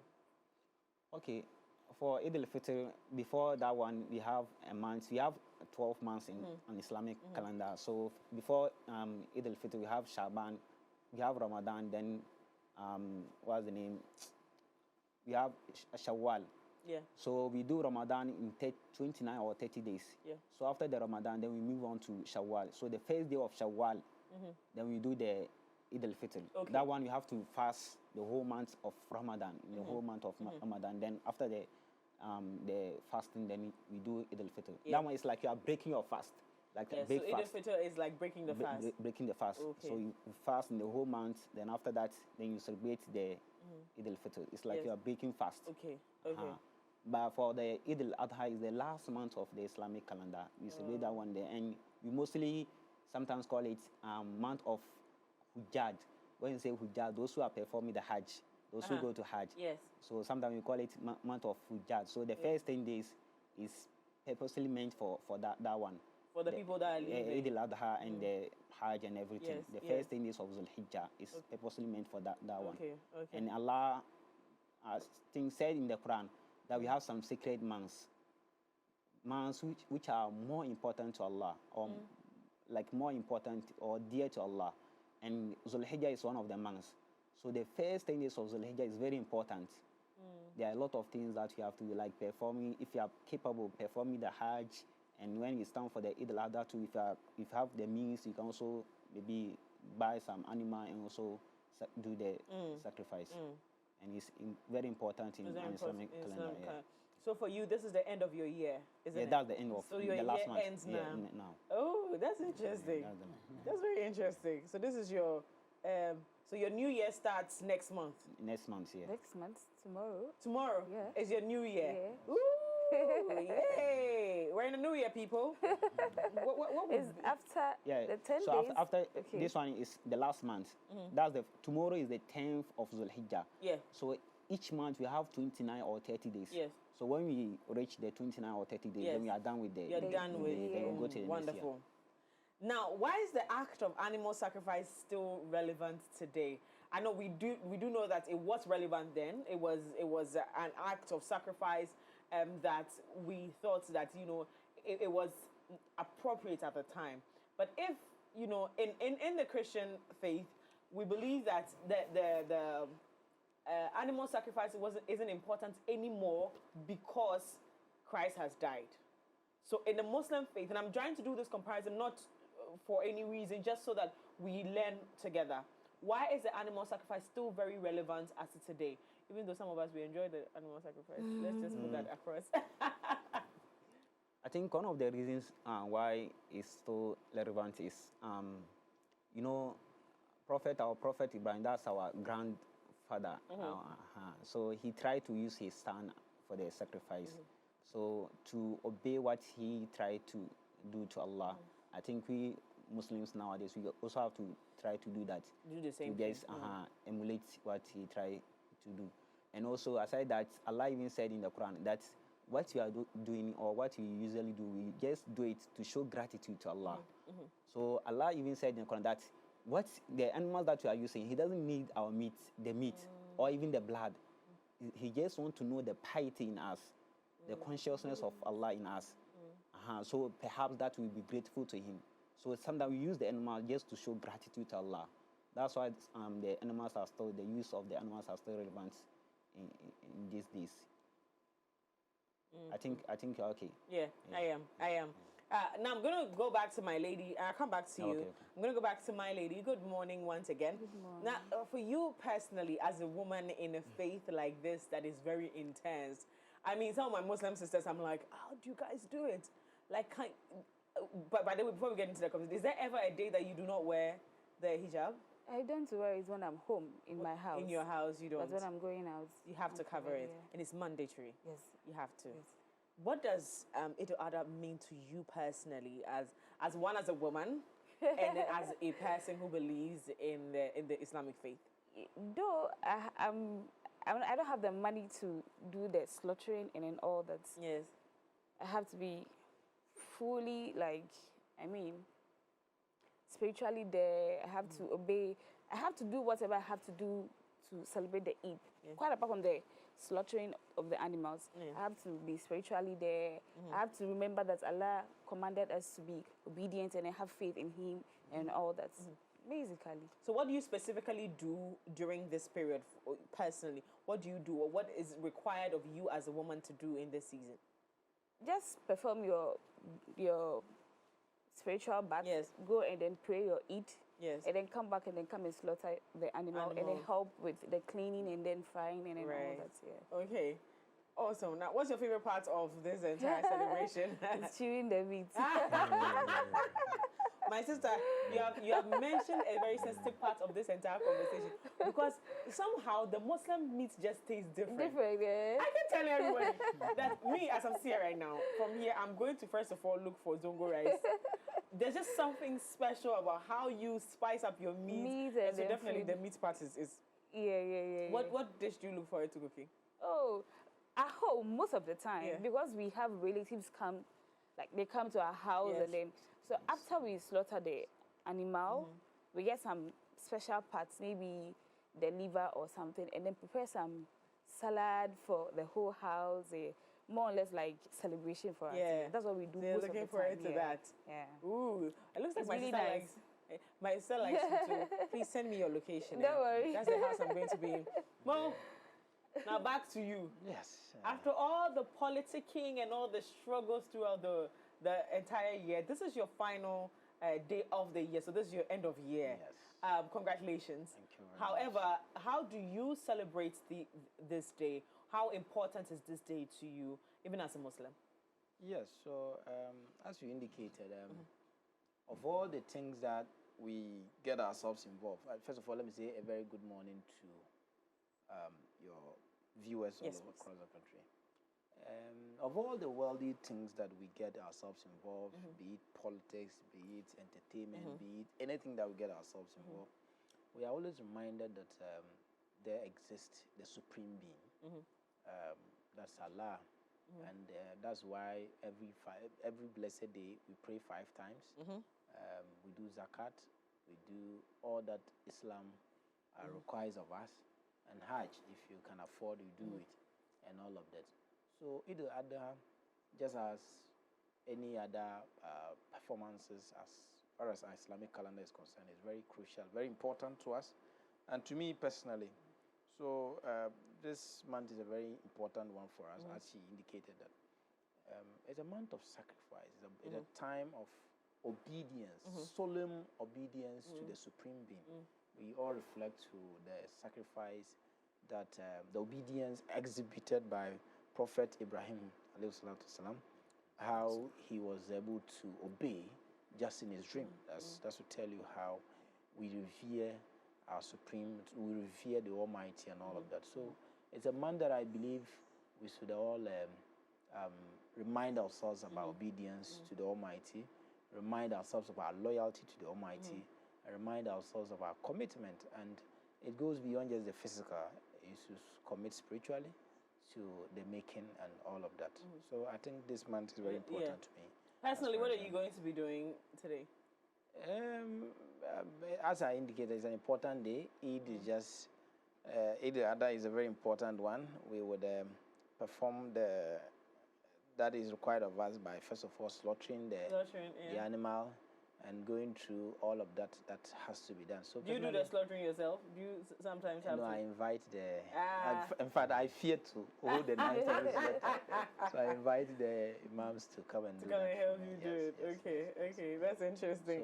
So anywho, still on the conversation of sacrifice, I'm going to come back to you, Imam. Can someone celebrate Eid-al-Adha without having to do the sacrifice at all? Yes, of course. Oh, yeah, you can do that. Right. Like you do the sacrifice if only you have the means. If you don't have the means, it's not compulsory. It's not compulsory. And also, I want to mention something in what my brother just said. Yes, yeah. If, let's say, you have the means, you have already bought the animal. I think if you do the slaughtering yourself, it's better. It's highly recommended you do it yourself. Please, I'll try. Because it's not all of us that ask you about to catch the animal. I can't stand though. Now, when it comes to this date, I also know that after the slaughtering, and I stand to be corrected, by the way, after the slaughtering of the animal, there is a prayer time or a prayer period for you. What are the etiquettes for the prayer, the prayer session? That's even before the slaughtering. Oh, it's before? Mostly. See, I told you, I stand to be corrected. So that's before, not after. So before, what are the etiquettes? The etiquette is to take your ritual bath, the spiritual bath. You call it ghusl. Make sure you take the ghusl. Then you also dress very well. The dress that you have. And the nice one among them, then you just choose. Especially, it's recommended you wear white. something height. It's highly recommended. And we also put in perfume, a nice one for the men, but for the ladies, if you are going out, it's not accepted. It's not accepted to wear perfume. Yeah. Why? I know I'm not going to question. No, I'm not coming to do feminism with Muslim. But I just want to understand. Maybe is there any spiritually significant reason why you'd rather, or it's just a standing custom that you would just adhere to? Mostly, it's a command from Allah and His Prophet, and mostly because of for men to have some, how shall I even say it, some feelings for the woman. Yeah, perfumes do have those tenacities. Like if you smell very good, I think if a man a nice woman smelling nice, you don't want stress. Yeah. So they shouldn't wear at all. So mostly, even Allah said in the Quran that sometimes He has commanded the ladies to put in a nice hijab, just that they will not be harmed. It's not like He's forcing them to just dress the way He wants it, but just so that they don't harm them. Like men will not harm them. Yeah. That's why. Because you men, you can be very harmful. Okay. So the women, you are required. Please, we're still going through the etiquette. Yeah. So you're supposed to take your clean, but very spiritual bath. Then for men, you put on perfume, but women are not required. Very well. Then what else? Then you use a certain route to the where the place that the ground where we are going to pray. Use a certain route. There's a specified route. Yeah, mostly it's not. You don't have a specified, but you make sure that you know the route that you are going to use, so that when you are coming back, you change the route. It's highly recommended. You use a certain route, so that when you are coming back, you change don't use the same route. Yeah. Wow. Yeah. What are the spiritual implications of that? Mostly, that's what our prophet did, and it's highly recommended. That you do that. And when you are going to, you have to go in a group. It's recommended you go in a group. Then you'll be saying the takbirat, Allahu Akbar, Allahu Akbar, La ilaha illallah, Allahu Akbar, Allahu Akbar, Walillahi alhamd. Then you'll be saying till you get to the place where you are going to offer the sacrifice or do the slaughtering. No, pray. Like you pray before you come home. Before after prayers, you come home, then you do the slaughtering. The slaughtering. By the imam who will lead the Jama'ah, like will slaughter the animal over there right after the prayers, maybe a sheep or something. Then, like an example, then before you come home, and do your own. Wow, you were talking about spiritual preparation for that. How do you prepare spiritually for this process? Like, what do you specifically do? Is there a special time, before the spiritual bath? No. Is there anything you do before that as part of preparation? And also, it's recommended that for the Eid-al-Adha, let's say you want to do the sacrifice, be the one doing the sacrifice, you make sure that maybe, if possible, at dawn, you wake up and take, like, tea or something. Maybe when you return from, then you don't take anything again. Then when you return from the prayers, then you use the meat. Maybe the meat, maybe then you break the fast. It's like with the meat. Maybe some small meat or something. Or even if you don't get meat, even date is okay. Date? Date. Can use date and break the fast. Wow. Do you give charity during Eid? Yes. This is is one of the key reasons why the slaughtering is done. To be able to give it to the needy and the relatives and family. Those who haven't eaten meat in their world will have some meat to eat. So you do give. So how specifically do you do it? Do you specially cook for them, or you cook the same food you cook for yourself? You share it with them. I think mostly the meat are being shared and then given out. Okay. So I think 1/3 to the family, 1/3 to the relatives, and then 1/3 to the poor and the needy. Oh wow. Yeah. This religion, every year when I sit down to have a conversation with them, my appetite gets wet more to know more about you. You accept the Islam very soon. You are Dasado. Have you ever gone to Hajj, any of you? No. Not yet. Not yet. Not very soon. Very soon. When you're going, that's when I want to go some. What do you, so for women, is there a specific attire to wear on Eid day? It should be decent. Has to, of course, you are the most decent. So you shouldn't show any. It should be decent. Completely decent. Any specific jewelry you're supposed to wear? There is no specific jewelry. If you have them, you wear them. But you should be decent. Okay. What about colors? I don't know more about colors, but I think my mom can say something because from what I know, which colors? From what I'm I asking know, if there are specific colors you're supposed to wear on the day. Okay. Like the dress that you're color. For the women, For the dress women, you're supposed to wear. You mentioned that for the men, is highly recommended to wear a white. White, even for both men and men and women. Men and women. You can just wear white. Yeah. White is a preferred color. Why? And that one is a command from our prophet. It's a command yeah, from. command. Because But if you don't have white, any nice dress that's color works. yeah. Interesting. How do you want to reach out to non-Muslim neighbors or friends? Because you know that we sit here and say that, oh, I'm going to call my Muslim friends and then we're going to collect meat. But for the general Muslim practice, do you specifically or intentionally go out and reach out to your non-Muslim friends? I'm gonna take that from you. So basically, what I do is that, I have a lot of friends. Yes, a lot of them. A lot of them who are politicians. And a lot as Christians or non-Muslims. So basically, we just make sure that I can't meet everyone, but I find ways of how to connect with them, to get yours to you and all of that. So I give as many as the meat will reach. Yeah. So if it finishes, your producer, he said he's waiting. Obviously, he's on the list. He's on the list. He's a solid guy. Awesome. Now I'm gonna go back to you, Imam. What are the connections between Hajj and Eid-al-Adha? What is the connection? Why is it important that right after the celebration, it continues with the Hajj? Is there any specific connection, or is it just coincidence? It just connects like that. The Hajj, let me also come in. The Hajj even start before the celebration. The celebration. As I said, even mostly the last month of the Islamic calendar, we normally call it month of Hujjaj. That's the month of Hajj. Yes. So that one, if you have the means, then you go and perform the Hajj at Mecca. You go there and perform the Hajj. But if you don't have the means, you just stay here and do the sacrifice and just pray. So in that same month that we do Hajj and also we do the celebration. And those over there, when they go, they do the same thing that we do, like in house we are also doing. Okay. They do the same thing. The slaughtering, they also do it. Oh. Just that maybe they have, I think, a committee for that. Maybe they will just give the money to them, then they will buy the animals and slaughter. I think that's what they do. Awesome. So by their blessings, they get more blessings. They get more blessings than we who are here locally. So if you have the means, then it's better you go and it's better to perform it over there. The Hajj. Ooh.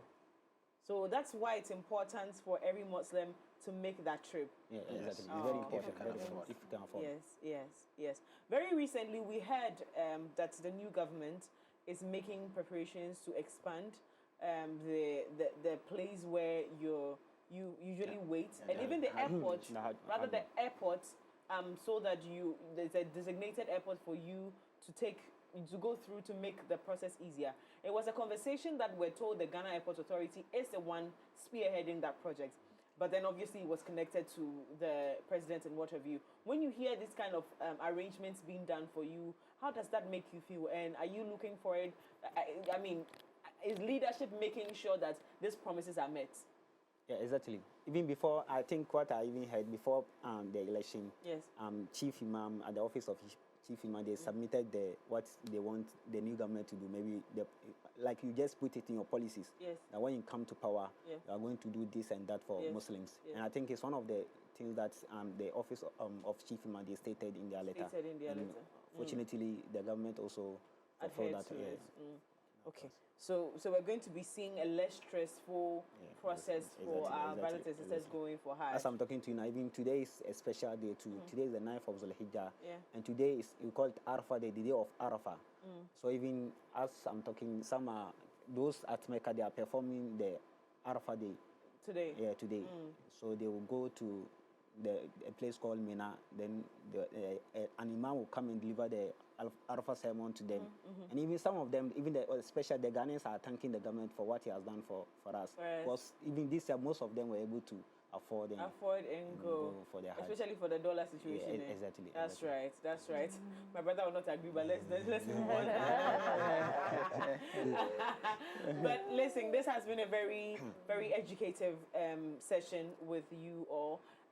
Right from here, we're going to Hajia Madam, no, because you haven't been to Hajj, we can't call you Hajia. Yes. So, but we can call you. Call my name Hamdiya. Hamdiya. No, we have to add some title to it. Small title. She'll get there soon. She'll get there soon. Okay, Hamdiya, we're going to Hamdiya's house to go and chop the goat, ram, or cow, whichever one that is available. My brother here is bringing mine to my house, so I know that my security is receiving for me. But thank you so much, gentlemen, for coming through. Always making time to have this conversation with us, and for us to also be able to learn about a religion that we're so grateful to be a part of. In times of, because this country, I mean, the two main religions that we see a lot of people is the Islamic and the Christian religion. And one thing that fascinates me about Muslims is they know more about the Christians than the Christians know about themselves, and which is quite interesting. I say this as a shade, and every Christian that watches me, I say this as a shade. Take it as a shade. You can go and throw me whenever you're ready. But when you listen to a Muslim tell you about what is in the Bible, you'll be fascinated, you'll be amazed. But that's something amazing about you that I always appreciate, and you always keep me on my toes to read my Bible. But thank you so much for being a part of the show. Thank you very much. Now, we are going to the north, right? Yeah, we're going to the north. That's somewhere I want to go this year. Yes. Now, to you out there, happy Eid-al-Adha. Eid-al-Adha. It's okay. Eid-al-Adha. Yes. It's okay. It's cool. Happy Eid-al-Adha to you all. It has been a great conversation here. Like I told you, it will pay you, but I'm going to Hamdiya's house to go and chop meat. But do make sure to stay safe. To my brothers and sisters in the Muslim community, this is not a time to in fact, be measured in your celebration and know that this sacrifice was for us to be able to live at peace with each other and give them. So just be nice to each other, just be kind, and continue to be living in a community of peace. Well, our love goes out to you. Do have a great celebration. We're moving straight to other conversations right here on the show. I'll be right back after this. Okay. Are you okay?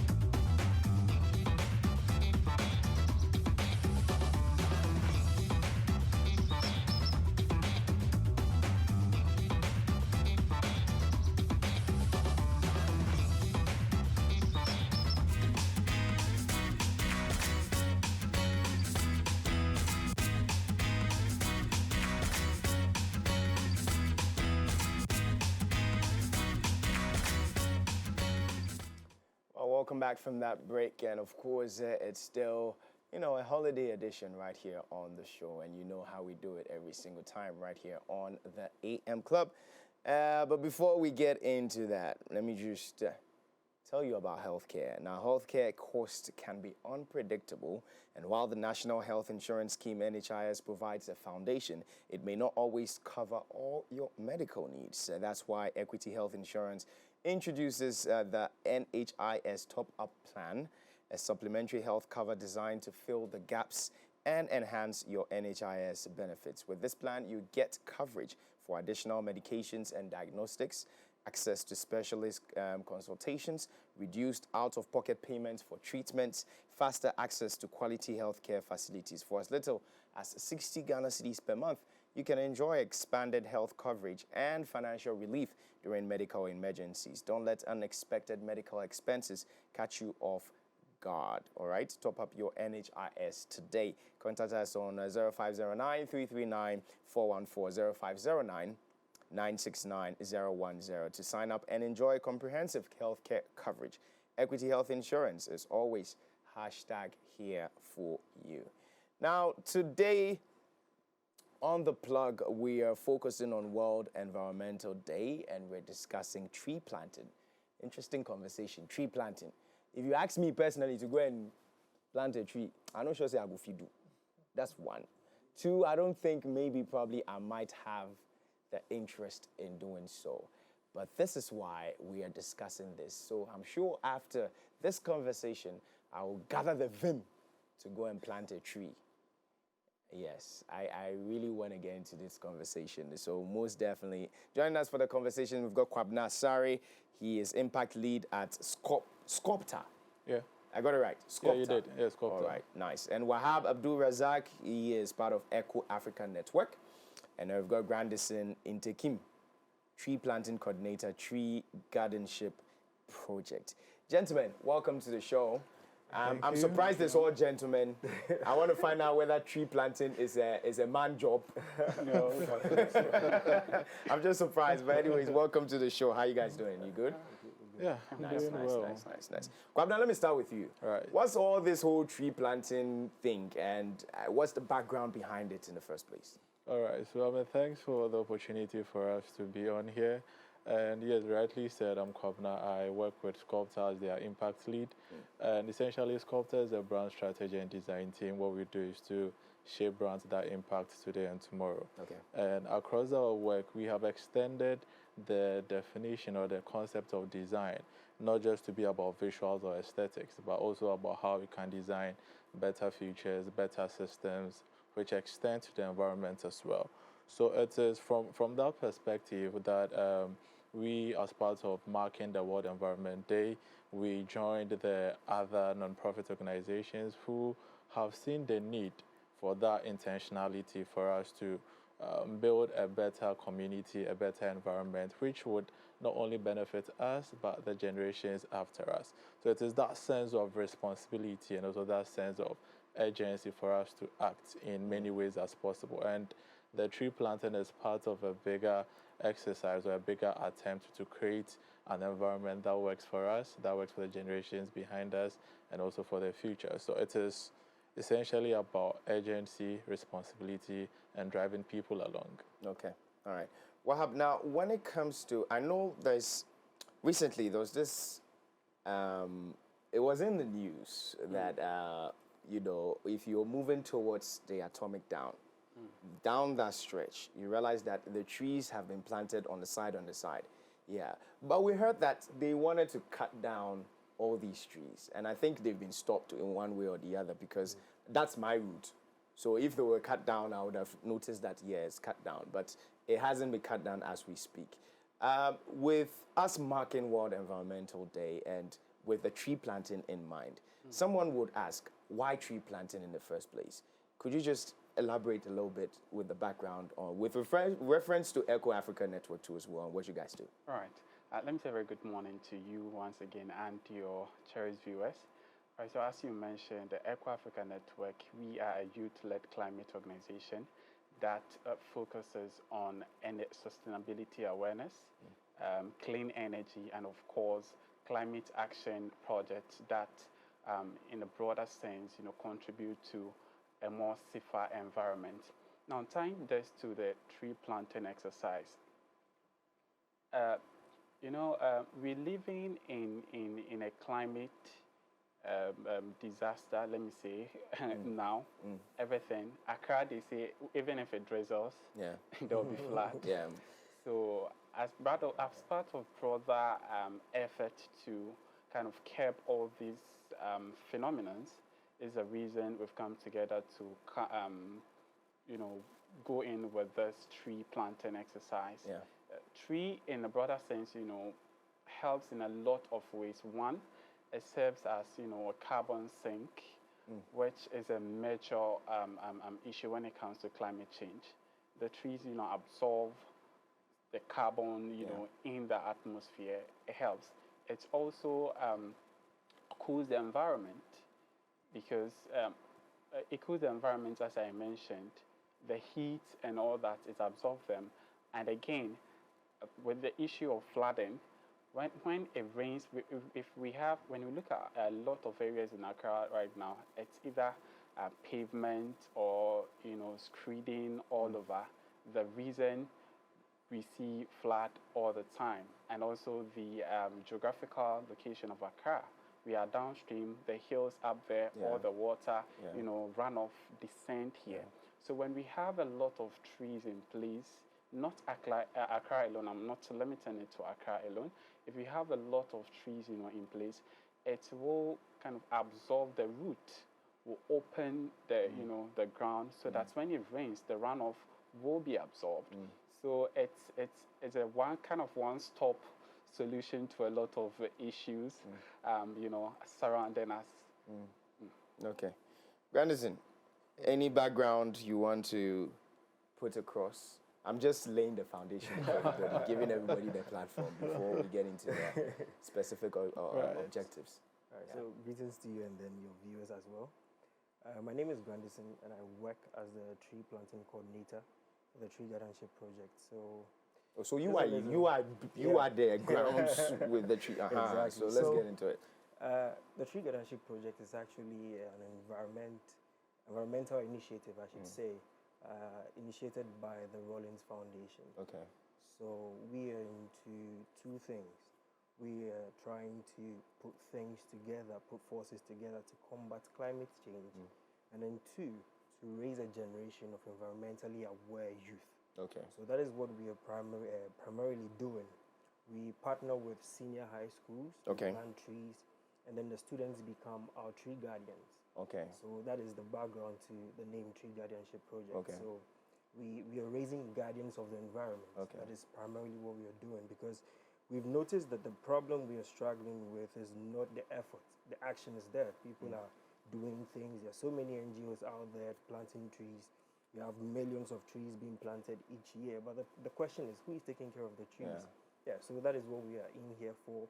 And that is what our focus is, to raise a generation of people who are environmentally aware and will take care of the environment. Okay. Now let's dive into the specific objectives. What are we looking forward to grasp at the end of the day? Anyone can take it. I mean. All right. So one of the things that I think collectively we are looking at is to, of course, beyond planting of the trees and all that, we want, as Grandison mentioned, we want the community to feel that they would take ownership over this. So it is not us doing for them, but us doing with them. Because, like you said, there are so many organizations planting trees. There are so many people doing things along these lines. But because of that sense of ownership not being there, people just see that, oh, you came to do this, fine, you are gone. So the thing should take care of itself. But we want to create, beyond the awareness, a community that is responsible for the action, and also not seeing the climate issue that we have as something that is distant to them, or something that they don't have the capacity to be part of the solutions. So bringing it closer to them, designing with them, and also letting them take charge. I think that should be one of the objectives that we are looking at for the upcoming tree planting exercise. How many trees are we going to be planting? I mean, before the question, can I add to what Kwabena said? You'd realize that there is little education as to what trees are for. Yeah. We grew up with the whole notion of trees are for medicine. Yeah. We eat from trees, and that is it. Yeah. We don't go beyond that. But to add to what Wahab was saying, trees act as windbreaks. So usually during stormy seasons, you'd see that if you're in a location where there are so many trees, you hear so many noise with the leaves, but you don't feel the impact of the wind as much as you'd feel it in an open space. Trees act. They have so much benefit that we can't just limit it to food and then medicine. We have to look at trees in the broader sense, in beyond just these. Even though these things are important, we have to look at it beyond that. We have to look at it in the broader sense, the kind of things. And trees, we have trees, species that can absorb chemicals, harmful chemicals in the soil and all that. So if we are looking at trees holistically, I think it's something that it will change our approach to the way we handle the environment. And that is part of what we want to do. We want to educate the people as well, that beyond you getting food from the trees, beyond you getting medicine from the trees play a vital role. Even the grass that we have in our homes. Like he was saying, if we have grasses everywhere, we wouldn't have too much to deal with when it comes to runoff water. So part of what we are doing as part of our objectives is to educate people beyond just food, beyond just medicine. That trees have so much impact and so much benefit in our life. Fantastic. Before we get into, as for my previous question, I need to know how many trees we're going to be planting. But you rightly mentioned about the benefits and the positives, and I'm sure the positives will outweigh the negatives. But we cannot pay a blind eye to the negative side too as well, and see how best we can override that. Now, I think people have the ideology that, and I'm sure a lot of people would want to cut down trees just for the fact that maybe they've experienced the fact that a tree has fallen down and broken their cars before and their windscreens, and they're like, okay, I cannot do with this tree anymore, so I'd have to cut it down. Scientifically, are there certain trees that are not supposed to be planted at specific places? And with this tree planting too as well, can we be educated as to what tree to plant? Because there are some trees that I know will stand firm. Some others you will not, will not be very conducive for wherever you're planting it. So can we get into that a bit? So let me just say this, that we have urban planners. Okay. Right. So I think most of the time when we are going into urban development, we put aside some of these people. Yeah. These people understand how the urban environment should be. So you'd realize that usually when people buy their land, they just go in and they just start building. And that is something we have to look at, especially as a country, because you look at the Sakumono Ramsar side as we have it today. If we indeed had proper structures in place, we wouldn't have to go in and then try and then So these are things that we have to look at as a nation holistically. We can't just limit it to the work of the NGOs. The NGOs can do theirs, and the little that we can do. We need these people to come in each and every time to tell us, okay, we can do this, we cannot do this. But when it comes to what we do, work in collaboration with the Forestry Commission. So they tell us what trees to plant, what trees are good for this very geographical area, this ecological zone. So that is what we are doing. And for the question to the question that you asked about what trees we should plant, you can plant any tree. Any tree at all. Any tree at all. Okay. But then you have to make sure that you understand what you're planting and why you are doing that and where you are doing it. Because not all trees will thrive in a particular environment. And the Forestry Commission is also there. We have the EPA. We have all these agencies. You can go to them and seek education if they need be. Wahab, you wanted to add something? Yeah, so just for emphasis, the project is not solely for tree planting. Okay. As Kwabena and had mentioned, it will accompany a lot of it, particularly sensitization and awareness. Okay. That is one thing that, a little attention has been paid to over the years. Of course, within the year, we hear about a lot of tree planting. In the past administration, Green Ghana Day, we plant a lot of trees, 1 million trees. But at the end of the day, what do we see? The seedlings die off because there's no one to, take care of those trees, watering and all that. It's just because the residents of those areas where the trees are planted do not really appreciate why those trees must be planted. The reason we've come together to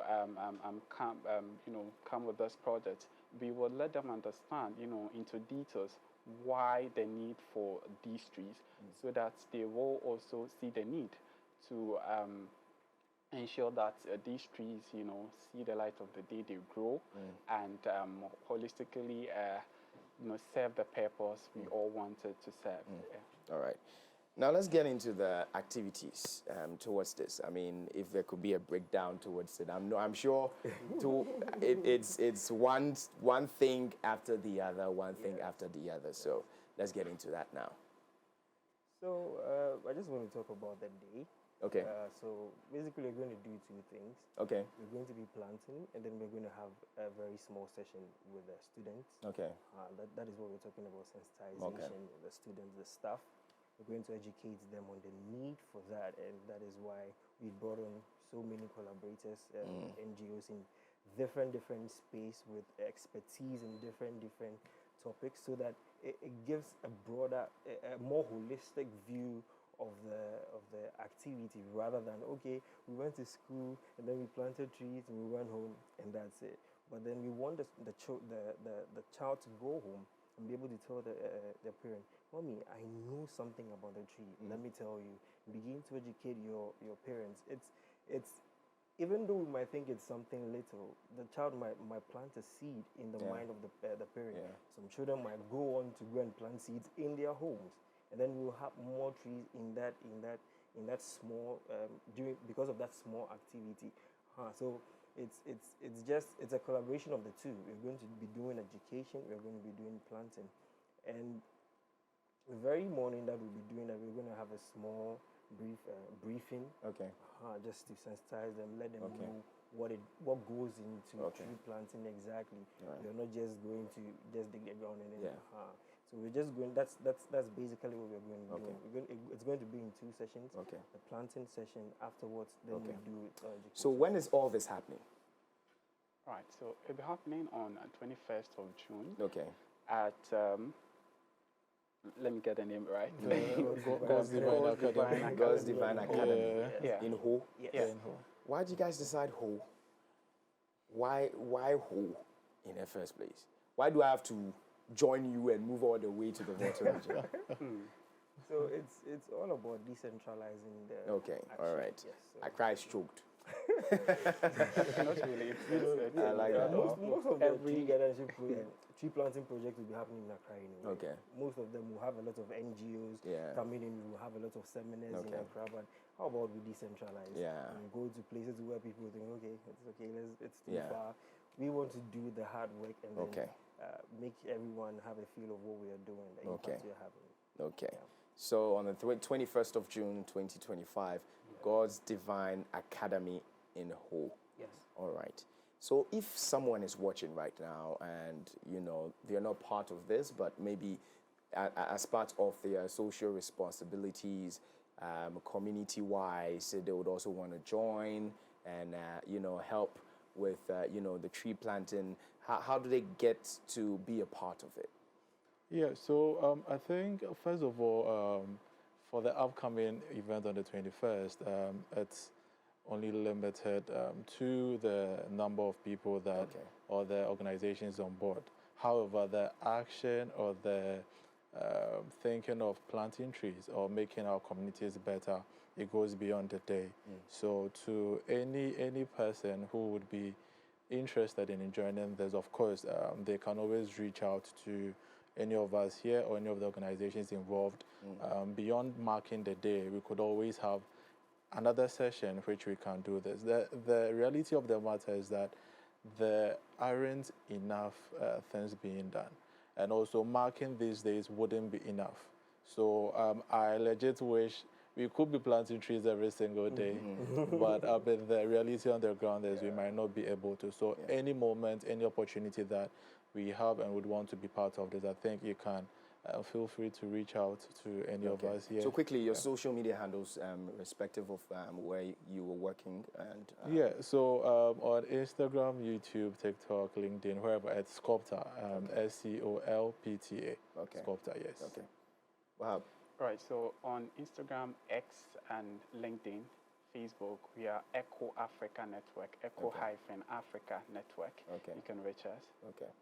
And then? For us, we've not yet launched our platforms. Okay. But if you want to still reach us, you can reach us on our email. Okay. Yeah, jjrftgp@gmail.com. Okay. All right. Fantastic. Gentlemen, thank you so much for coming through. We cannot wait for the 21st of June, 2025. All roads leads to... yes, and that's God's Divine Academy. Yes, it's all about tree planting, most definitely. So it's gonna be refreshing. We're looking forward to that. Yeah.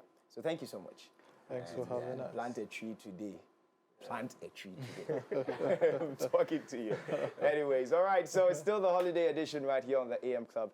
Up next, we've got more stuff for you right here on the show. Please don't go anywhere. We'll be right back.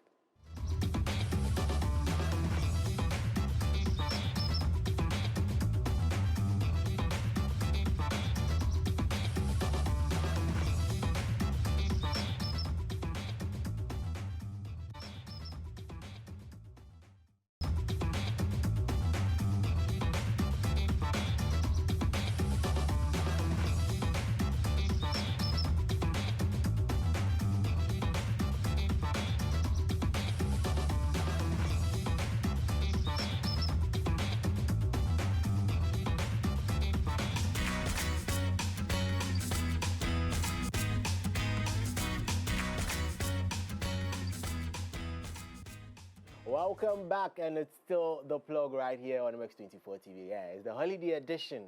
Barika de Salah one more time. My name is Edina Medman, and we're about to have a very interesting conversation. This time, yes, we're talking NBA, and it's time for the NBA Finals. This is what we wait for when the season begins. Somewhere in October-ish, yes, we start the season. We have East and West.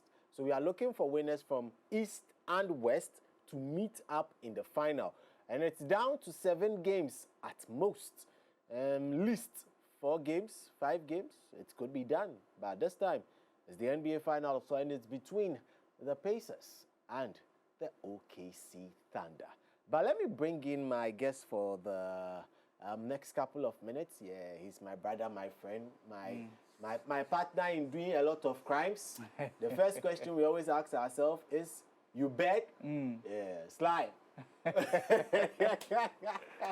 Sly, what's good? What's good? Yeah, I'm doing great. You're all buzzing for the finals. Oh, yeah.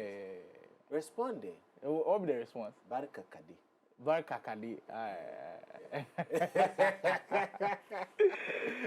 Charlie. What's up? You gassed up for this final? Oh, yeah, for sure. I mean, from 16 teams down to the last 2, with how competitive this year has been, the 2 teams that made the final deservingly so. One looks like the overwhelming favorite, the other looks like underdog throughout the whole Eastern Conference playoffs. It's just going to be a very, very great one. Now let's get talking and start this way. Did you expect these 2 teams? Who were the teams you actually expected first to win in the West? In the West, I think it was most obvious because the team that was the number 1 seed, the OKC Thunder, 64-win team in the whole of the season. Like, they showed that they were the clear best team. They showed that they have the best defense. Maybe some would say the Denver Nuggets because they had the best player in the world at the time. But, what the OKC Thunder have been able to do in the past couple of weeks and months just showed that they deserve to be here. But on the East side, if you had asked me this some months earlier, I would have said the Boston Celtics, reigning champions. But then, unfortunately for them, had to deal with some injuries to their star player, Jason Tatum. And then the other Pacers from nowhere. I know last year they made the conference finals, but it was surprising last year, and it is surprising this year. They've gone a step further than the NBA finals, deservedly so. Were you shocked the Cavs could not make it to this level? Yeah, they're probably the biggest disappointment of the playoffs. Because I was just speaking of the OKC Thunder being the 1 seed in the West. Yeah. Cleveland Cavaliers were the 1 seed in the East. So you're expecting at least the 1 seed to maybe even get to the conference finals. They came up against these Indiana Pacers, and the first 2 games kind of told us, these guys are not ready. They're also dealing with some injuries, but, I mean, Darius Garland's injury, I wouldn't say it was too detrimental to them losing because they still had a lot of quality. Their team is based on the depth of that team. They still had really great players around, and you almost feel like it is going to be very, very difficult for them to even try to repeat that 1 seed next year. It should be fun, but Cleveland Cavaliers definitely a disappointment this year.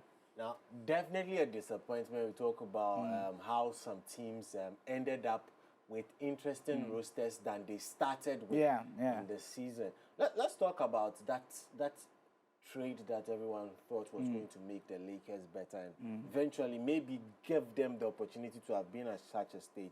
But it flattered to deceive at a point where he needed to the most. I'm talking about the LeBron meeting someone he thought was going to be a successor. Or do you still agree he's going to be a successor, though? He should be the successor. I mean, it's clear now. It's clear and obvious. He would be the successor to LeBron in LA. We don't know if he will be able to fill LeBron's shoes like his whole career. But then in LA, he'll definitely be able to fill the shoes in LA because LeBron hasn't been in LA for too long. I know he's finishing his career in LA, but the legacy in LA is not too big enough for Luka to try and surpass. But LeBron's whole career, that's probably the biggest career ever in NBA history. But speaking back to that trade, I mean, it was a shock for everybody. Yeah. Nobody thought it was going to happen. Franchise player for the Dallas Mavericks. He took them to the finals last year. Yeah. Then all of a sudden you trade him saying, you want a guy who can play defense and offense. And you go for Anthony Davis. We all know he's not the best when it comes to staying fit. All of a sudden he gets injured. Luka goes to LA, but it's a new system in LA, new coach, new teammates, and they didn't have a big man at the time. I know Jackson Hayes is a big man, but we need proper top tier big men, and that's how come the Timberwolves eliminated them. So that trade, it would be premature to call that trade a fail. We'll have to wait for multiple seasons to come. Possibly they make great trades, and then maybe the Lakers get better. But which other trade would you say made the OKC the championship contending team that they are? Yeah, so for the OKC Thunder, they haven't been a team that have made a lot of trades since their major trade. That was trading Paul George to the Los Angeles Clippers in 2019. And then they got back Shai Gilgeous-Alexander, who's now the MVP, and then a boatload of picks. So they just turned those draft picks into Jalen Williams, Chet Holmgren. But this year, they made a veteran move that kind of changed everything. Getting Alex Caruso, experienced guy, was a champion of the Lakers in 2020, and he's come on there and he showed a lot of experience on that team. So he's the one major trade, getting out Josh Giddey, bringing in Alex Caruso, and you can see the blueprints all over. I mean, Game 7 against the Denver Nuggets, he took it upon himself to guard the best player in the world at the time, Nikola Jokic, and it worked out. So that's the reason why they're in the NBA Finals. Now, for the Pacers, you mentioned a certain name associated with the OKC Thunder. One time in his career, he was also associated with the Pacers. I don't know how that happens, but he also had to be traded for them to get to this kind of level. Let's talk about the importance of him, that's Paul George, in this particular championship final. Yeah, it's quite interesting that Paul George his name comes up with these two teams, because Paul George on the Pacers was like a really great player. I mean, he went toe-to-toe with LeBron James at a point in time. Nobody thought he was going to be traded, but then at the time, when he listened to his podcast and all of the interviews he's done, he felt like at the time, the Pacers front office didn't give him enough around him to be able to kind of excel. So when they traded him, they got a lot of picks back. He ended up being the likes of Miles Turner and all of those picks that they've been able to turn into Tyrese Halliburton. So he's kind of played a vital role with how the Pacers organization have turned out to be. But not just the Paul George trade, in my opinion. I feel like they've also done great things all around. Like getting Pascal Siakam. At the time, kind of felt like a really underrated move. But now, Eastern Conference Finals MVP, everything just sailing smooth for the Indiana Pacers as they go into the finals. So, the two teams, who are you gunning for? And I know both teams have their own advantage in how they play. But whose style do you think would work out? In maximum, let's give a maximum, in say 5 or 6 games. So in regular season basketball, one thing that's very common that you'd see is a lot of fast-paced basketball where we don't see a lot of defensive sets and they'll have to play in the half court. And then you almost feel like because the Indiana Pacers play so fast in the playoffs, they struggle. But that's been the opposite. They've still found a way to play extremely fast in the playoffs. So we've been writing them off in their first series against the Bucks. We wrote them off, they won. Against the Cavs, we wrote them off, they won. Against the Knicks, we wrote them off, they won. But now they are coming up against arguably one of the greatest defenses, not just in this season, in the whole of NBA history. And that is the OKC Thunder. So it's going to be difficult for them to run their fast-paced style offense because the OKC Thunder defense can match up. But if you ask me on any given day, who am I putting my money on? Anybody that's probably going to win. I'm going with a team with the MVP on their side. Okay. I'm going with a team with arguably the best defense in history. I'm going with a team that I feel like has better depth. I think OKC wins the series in 6. OKC wins it in 6, not even 7. No, I don't think they go to game 7. I don't think they go to game 7. And you don't think there's going to be a clean sweep as well? Oh, no. The Pacers are way too good for them to be swept. Way too good to be swept. I don't think they've been a sweep in the NBA Finals, but it's been very, very long. Has it been very, very long? But okay, I think for a conference final we've seen. Oh yes, for a conference final we've seen a sweep. Yeah, I quite remember that because I was hoping it didn't happen. I was hoping it didn't happen. Anyways, so my team is not part. Nowhere to be found. Please, my team did not even. Oh, but there's a bright future for your team, by the way. Oh, you've got like potential face of the league, that type of guy on your team. You've got a potential face of the league kind of guy. He cannot be scoring and defending. He's doing literally that for the No, but he needs to break it up. He can't do it all. Oh no. The thing is, he's one of the most versatile players ever in NBA history. Not just right now. Like what he's doing, we've never seen before. Those numbers are astronomical. So you have a gem in your hands. Postseason, he was playing football. I hear rumors that they also want to make a huge trade, so maybe Giannis or KD might also come there. We don't know yet. No. Okay, let's go on. Let's talk about the NBA finals before we digress. But let's talk about both teams now. Now, what does it mean to a team like Pacers should they win the World Series? It will mean everything. And I mean, they haven't been to the finals in the last 25 years. Yeah. So since 2000, they had never been to the finals. So this is their first time in the finals in 25 years. If they win it, it will be their first time in history they've never lifted the Larry O'Brien. So it would mean a lot to that city, Indiana. I mean, if you look at how the fans have just galvanized behind these guys, and their female team is also doing very well. Indiana Fever at Gainbridge, I think they've done extremely well. If they do win, it will be huge. You look at the other side of the spectrum as well, OKC Thunder. For them, after they relocated from being in Seattle to OKC, they've never won because the last one in 1979, that time they were known as Seattle, but now it's OKC Thunder. So it will kind of be a fresh start for them. Let's get it to Seattle Saunders. Yes. Yeah. why are we sounding like grandpas in NBA? You know. I mean, these two teams haven't won in a long time. So that's how far back we have to go to remember like these two teams actually winning. Yeah. All right. Now let's stick with the Pacers a bit. Let's talk about their star man, Tyrese Halliburton. Please, my producer was saying some things in my ear. Please. What you were saying? Don't. No.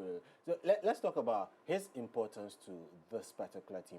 We've seen how he performs or how the team performs if he's strongly guarded against. We saw it in the conference finals against the Knicks in one of the games where they decided that they were literally going to put some 3 men on him, making it difficult for him to be getting those shots that he enjoys. And anytime he passed that out to someone else, the person failed to be able to shoot. I remember that was the game that I'm trying to remember. Game 5 or game 6? I think it was game 5. And the sixth man on the bench was the man who put up the most points in the game. He had 23 Benedict points. Mathurin, I believe. Yes.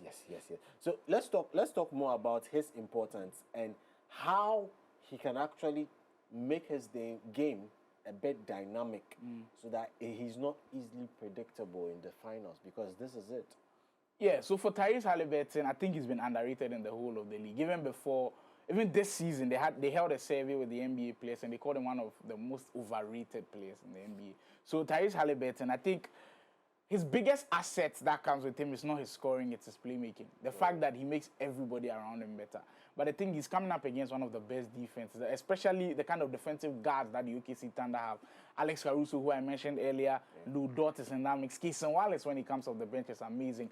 But what Tyrese Halliburton can bank on the fact that the Pacers offense have played this style of offense throughout the whole of the season. Usually, teams tend to change. They chop and change the whole time. And the fact that Tyrese Halliburton has taken advantage of big men throughout the whole of the playoffs. So their first round, they played against the Milwaukee Bucks. Their main big man was Brook Lopez. They had to force him out of the starting lineup because this guy was cooking him. Next round, they play against the Cleveland Cavaliers. Their center, Jared Allen, this guy was cooking him. C-Top. They advanced to the next round. Next round, they played against the New York Knicks. Karl Anthony Towns. When you put him in that action, Karl Anthony Towns and drop coverage, it was easy money for Tyrese Halliburton with all of his floaters. So what has consistently showed is that Tyrese Halliburton against the big men, when they draw the big man to him, he excels. And the OKC Thunder like to play 2 big men in there, Isaiah Hartenstein, and then, of course, Chet Holmgren in there. So if he gets success with pulling the big men out of the paint, Tyrese Halliburton will have a field day. But that's the difficult thing to do with guards when it comes to the OKC Thunder. Wonderful. Let's switch attention now and talk about Shai Gilgeous Alexander.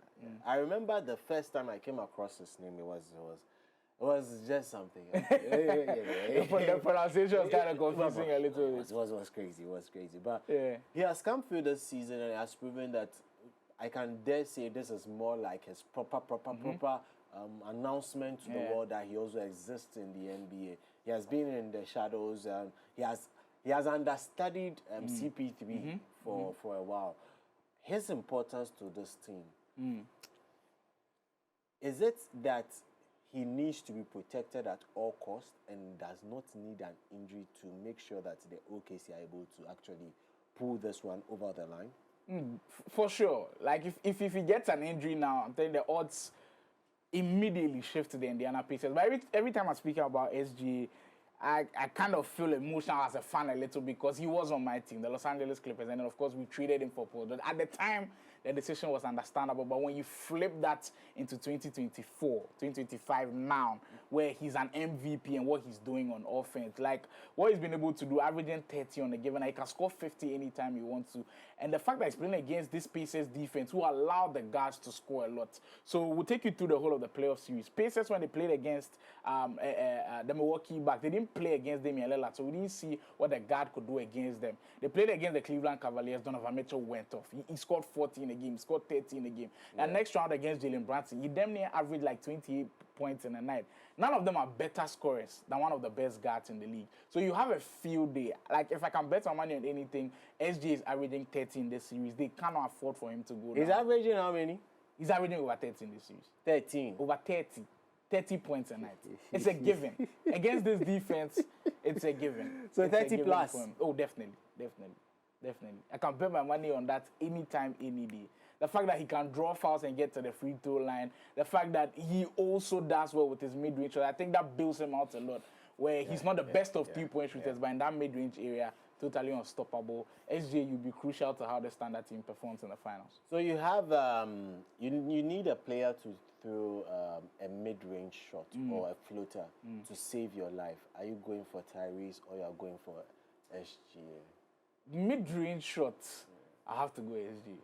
It will have to be SG. How good he's been the past few years, it will have to be the Canadian. I think what he's been able to do is just truly remarkable. He's like, throughout the years, we've seen guards dominate the league, but it's been a while since we saw a guard dominate like this. The last time we can remember is 2016 Stephen Curry, where he was that good, was MVP, and actually went to the NBA Finals. So we haven't seen a guard this good win the MVP and beat the NBA Finals. I know someone out there is watching me and be like, yo, last year, Luka was in the finals, but he wasn't MVP.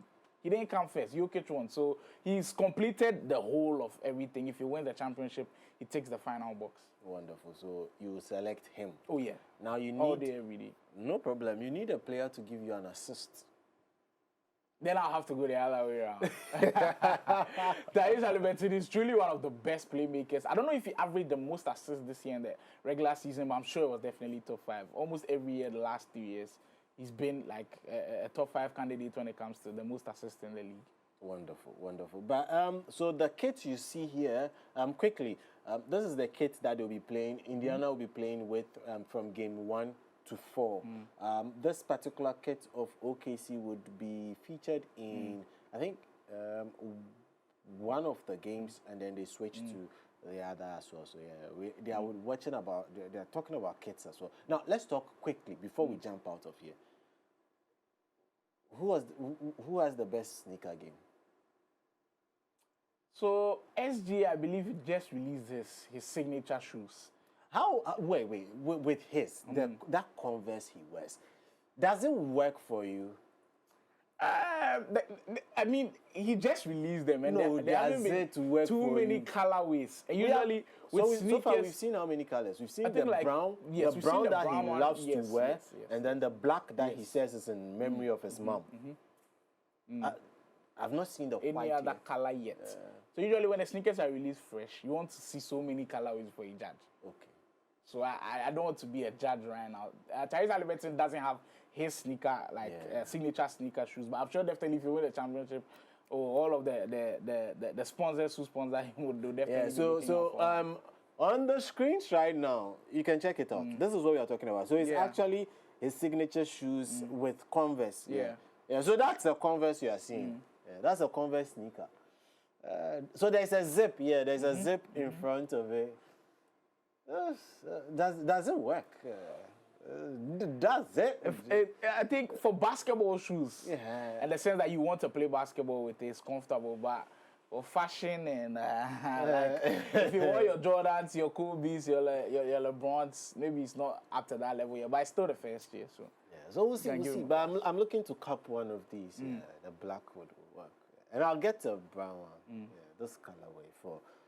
I'll try and get one for you. Yeah. Why are you doing this again? I don't get it. I don't get this slide. I don't get it. It's difficult actually getting them in Ghana because they are new. Don't worry. We'll talk to the lads outside. For sure. Talk to them. I believe he said it's cool. Oh, yeah. Charlie, Sly, thank you so much for coming Yeah, through. for sure. We'll certainly do this again. We'll try and mix it up with them and see when exactly they would want to finish it up. If they go all the way to Game 7, we'll have this conversation again prior to Game 7 happening. Yes, so it's been the conversation about the NBA Finals, and I was joined by Slymorh. Yeah, I call him Sly always, the guy with the more. More what? More money. So you see him, you ask him for Momo. Anyways, guys, that's it. That's what we call the show for today. Baraka de Salah once again to all the Muslim friends I have up there. So to Ahmed Baraka de Salah, to Honorable Shaibu Baraka de Salah, yes, to Fusena, to Asana Baraka de Salah. Yes, I'm coming to eat meat. So enjoy your weekend. Let's do this again on Monday, and by Monday we'll know who won the GPL after all the commotion and concert party that may happen. You know, we would also know what happens in other sports, especially with regards to the Roland Garros, who wins it and who misses out. We'll find out all this and more. We'll bring you massive action on Monday. My name is Sedinam Edmund, signing out for the entire team. We say adios and Baraka de Salah.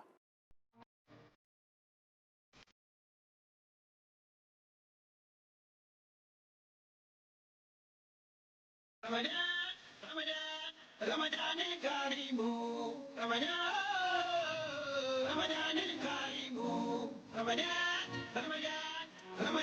Mubarak.